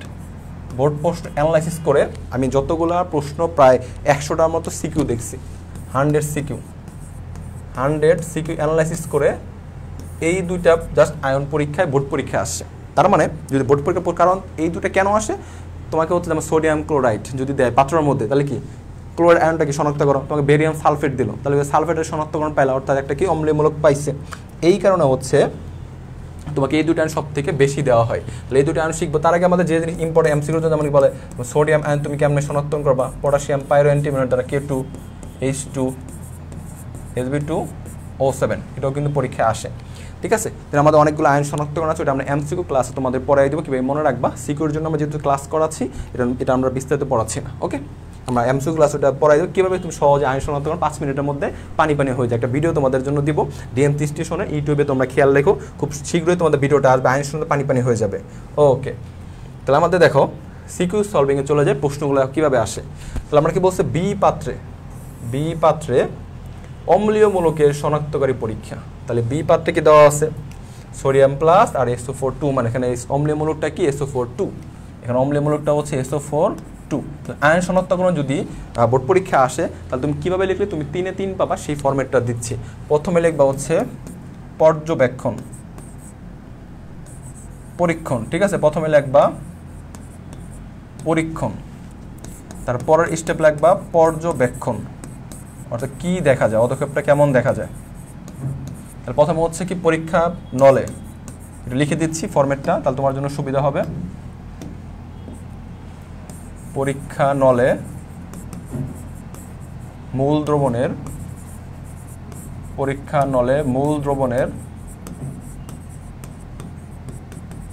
1 থেকে 2 ml নিয়ে তাতে 2 থেকে 3 ফোঁটা কি যোগ করব? 2 থেকে 3 ফোঁটা হচ্ছে বেরিয়াম নাইট্রেট যোগ করব। বেরিয়াম নাইট্রেট যোগ করবে। তাহলে পরীক্ষণের জন্য প্রথমে তোমার কি কাজ, তোমার আসলে তুমি কি করবা? তাহলে প্রথমে একটা পরীক্ষা নল নিবা, ঠিক আছে, টেস্ট টিউব নিবা, দেন মূল দ্রবণের 1 থেকে 2 ml নিবা, নিয়ে তাতে 2 থেকে 3 ফোঁটা কি যোগ করতে হবে? বেরিয়াম নাইট্রেট যোগ করতে হবে। বেরিয়াম হচ্ছে নাইট্রেট যোগ করতে হবে। যোগ করার পর তুমি পর্যবেক্ষণে কি পাবা? সাদা অদক্ষেপ পড়বে। কি পড়বে? সাদা অদক্ষেপ পড়বে, যা এই সেলে আবার অদ্রবণীয় থাকে। কি থাকে? অদ্রবণীয় থাকে। এইবার 3 নাম্বার স্টেপটা তুমি বিক্রিয়াটা লিখে দিবা। সিকিউতে অ্যান্সার করার জন্য বিক্রিয়াটা লিখে দিবা। ওকে, কি আয়ন? Sulphate ion. তাহলে ওকে, SO4 কি দ্বারা শনাক্ত করবো? বেরিয়াম নাইট্রেট দ্বারা। তাহলে লিখবো বেরিয়াম নাইট্রেট, লিখলাম। তাহলে এখানে আমরা কি লিখবো? তাহলে পাবো হচ্ছে বেরিয়াম সালফেট আর 2NO3-। ওকে, তো এই অদক্ষেপটা কেমন পেলাম? এটা অদক্ষেপটা হচ্ছে সাদা অদক্ষেপ। দেন এই বেরিয়াম সালফেট আবার এই সেলে তুমি যদি দাও তখন কি থাকবে? অদ্রবণীয়। তো লাস্টে তোমার একটা কি সিদ্ধান্তে আসতে হবে। লাস্টে তুমি সিদ্ধান্তে আসবা SO4 মূলক উপস্থিত।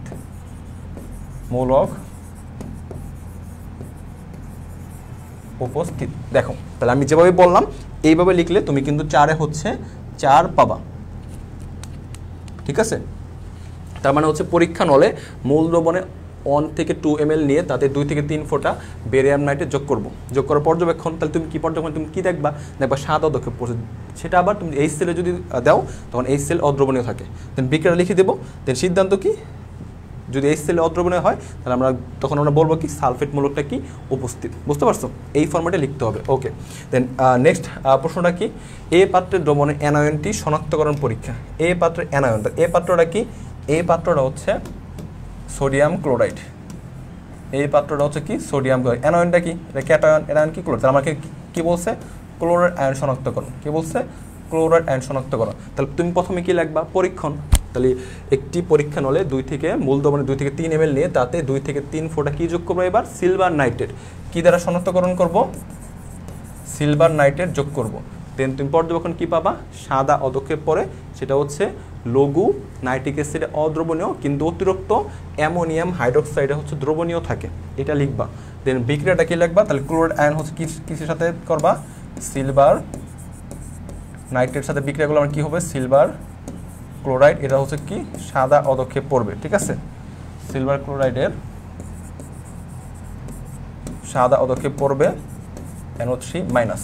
দেন এই যে সিলভার ক্লোরাইড লঘু নাইট্রিক অ্যাসিড অদ্রবণীয় কিন্তু অতিরিক্ত অ্যামোনিয়াম হাইড্রোক্সাইডে কি থাকে? দ্রবণীয়। তাহলে অতিরিক্ত অ্যামোনিয়াম হাইড্রোক্সাইড দিতে হবে তোমাকে। অ্যামোনিয়াম কি? ডাইঅ্যামিন সিলভার ক্লোরাইড তৈরি হবে। ডাইঅ্যামিন সিলভার ক্লোরাইড আর কি তৈরি হবে? পানি। তাহলে এখানে 2 মোল সোডিয়াম হাইড্রোক্সাইড কি? 2H2O। ওকে, তাহলে এটা হচ্ছে কি? ডাইঅ্যামিন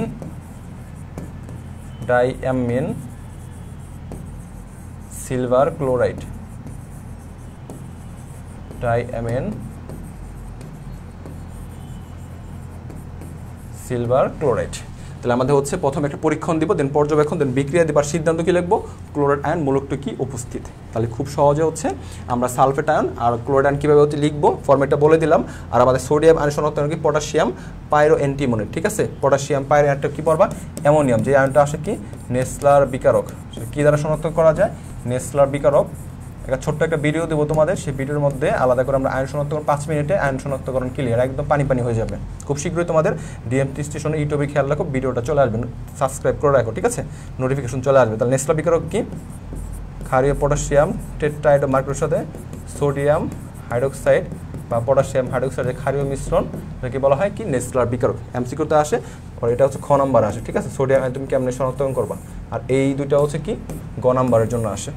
যতগুলো প্রশ্ন অ্যানালাইসিস করছি এর বাইরে কোনো প্রশ্ন আইন শনাক্তকরণ থেকে আসে নাই। আচ্ছা ঠিক আছে, তাহলে আমাদের আজকের ক্লাস হচ্ছে যতগুলো টপিক পড়েছি টপিকগুলো শেষ।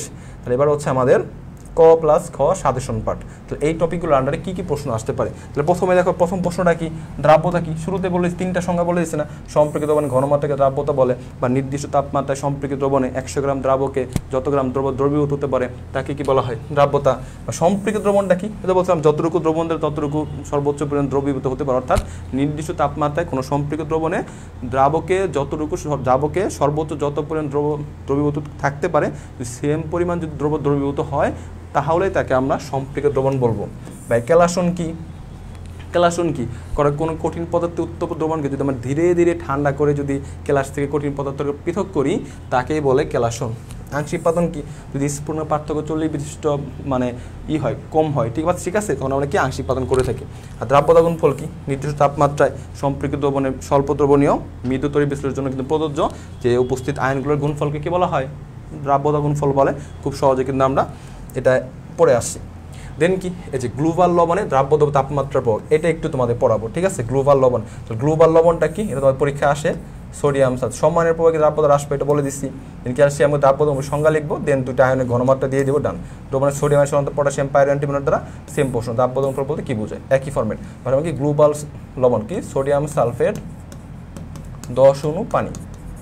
ওকে, তাহলে এই যে দ্রাব্যতার ক্ষেত্রে এটার ক্ষেত্রে কি হয়, গ্লোবাল লবণের ক্ষেত্রে প্রথমে কি হয় একটু ভালোভাবে লিখে, খুবই গুরুত্বপূর্ণ। গ্লোবাল লবণ হচ্ছে অর্থাৎ ক্লাসযুক্ত পানি, এটা হচ্ছে কি ক্লাসযুক্ত পানি, ক্লাসযুক্ত পানি, ক্লাসযুক্ত পানির ক্ষেত্রে দ্রাব্যতা কিছু চেঞ্জ আছে, ক্লাসযুক্ত পানি। তাই ক্লাসযুক্ত পানির ক্ষেত্রে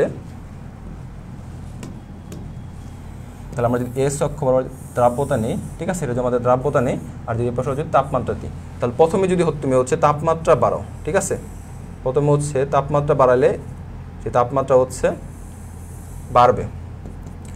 এই গ্লোবাল লবণের ক্ষেত্রে তাপমাত্রা বাড়ালে তোমার হচ্ছে দ্রাব্যতাটা বাড়বে, ঠিক আছে। বাট একটা নির্দিষ্ট তাপমাত্রা যখন পৌঁছায় 32°C তখন আর কিন্তু তখন ক্লাস পানি থাকে না, তখন এই সোডিয়াম সালফেট থেকে পানিটা বের হয়ে যায়, তখন শুধু সোডিয়াম সালফেটে পরিণত হয়, তখন তাপমাত্রা বৃদ্ধি করলে কিন্তু দ্রাব্যতা কিন্তু বাড়ে না। তার মানে আমরা কি বলতে দুইটা জিনিস ঘটনা করে, গ্লোবাল সল্ট বা সোডিয়াম সালফেট 10 অণু পানি, অর্থাৎ তাপমাত্রা বাড়ার সাথে প্রথমে কি দ্রাব্যতা বাড়ে, তাহলে দ্রাব্যতা বাড়ার সাথে কী ধরনের বিক্রিয়া, এটা হচ্ছে তাপহারী বিক্রিয়া। প্রথমে কি হয়, তাপমাত্রা বাড়ার সাথে দ্রাব্যতা বাড়লো, ওকে, দ্রাব্যতাটা বাড়লো, তাপহারী বিক্রিয়া। বা যখন 32.4°C চলে যায় তখন পানি যখন বের হয়ে যায় তখন তাপমাত্রা বাড়লো, কিন্তু তখন দ্রাব্যতা কি কমতে থাকে, তখন সেই বিক্রিয়াটার নাম কি হয়ে যায়, তাপ উৎপাদী বিক্রিয়া।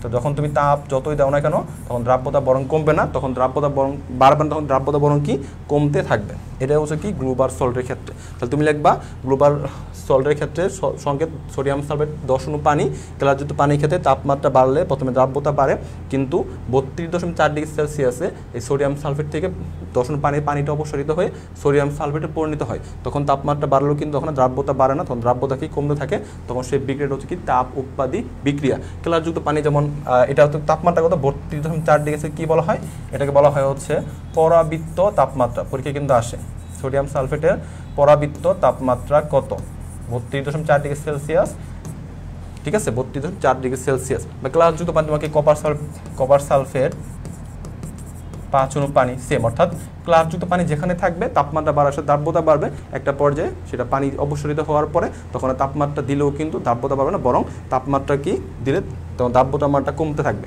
তখন প্রথমে হচ্ছে তাপহারী বিক্রিয়া, তার লাস্টে হচ্ছে কি তাপ উৎপাদী বিক্রিয়া। তো আজকের ক্লাসের হচ্ছে আমরা দ্রাব্যতা গুণফল, তারপরে হচ্ছে সময়ায়ন প্রভাব, অদক্ষেপ পড়া, আয়ন শনাক্ত টপিকগুলো একদমই ক্লিয়ার করে ফেললাম। গত ক্লাস আমি 4টা কনসেপ্ট পড়ছি, আজকের ক্লাস আমি বাকি কনসেপ্টগুলো পড়ছি। এই কনসেপ্টগুলো তুমি যদি একদম ভালোভাবে বাইরের ক্লাসগুলো তুমি যদি করো, ইনশাল্লাহ গুণগত রসায়ন থেকে তোমার যে কোনো প্রশ্ন ঘুরে পেঁচিয়ে দেখ না কেন তুমি 2টা সিকিউ তো মাস্ট কমন পাবা, ক প্লাস খ সহ কমন পাবা। আর এমসিকিউ পার্টটা তোমাদের হচ্ছে রেকর্ড করে ডিএমসি স্টেশনে ইউটিউবে তোমাদের আপলোড দেওয়া হবে, তোমরা সাবস্ক্রাইব করে নোটিফিকেশন রাখো। আর এই আজকের ক্লাসের নোটটা DMC station road to DMC plus DMC স্টেশনের যে গ্রুপটা আছে সেখানে তোমরা হচ্ছে পোস্ট করে দেবা, ক্লাসটা কেমন লেগেছে ভাইয়াকে জানিয়ে দেবা। আর তোমাদের জন্য কিন্তু মোবাইল রিচার্জ থাকবে, তো সবার জন্য শুভকামনা, ইনশাল্লাহ নেক্সট ক্লাস খুব শীঘ্রই দেখা হচ্ছে। নেক্সট ক্লাসের রুটিন তোমাদের হচ্ছে জানিয়ে দেওয়া হবে। আমরা ইনশাল্লাহ তোমাদের যে ভয় জৈব রসায়ন সেটা নিয়ে আমরা কিন্তু তোমাদের রেসপন্সিবল জৈব রসায়নও কিন্তু শুরু করতে পারি।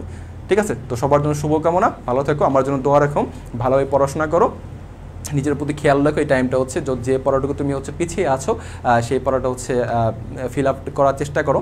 হতাশ হওয়ার কিছু নাই, আমরা তোমার পাশে আছি, রাজবে তোমার পাশে আছে। কেমিস্ট্রিতে কীভাবে তুমি 100-তে 100 বা 200-তে তুমি 200 পাবা, সেই জন্য যা যা করা প্রয়োজন ভাইয়ের পক্ষ থেকে সর্বোচ্চ ইফেক্টটা থাকবে। তো ঠিক আছে, সবাই ভালো থাকো, আল্লাহ হাফেজ, আসসালামু আলাইকুম।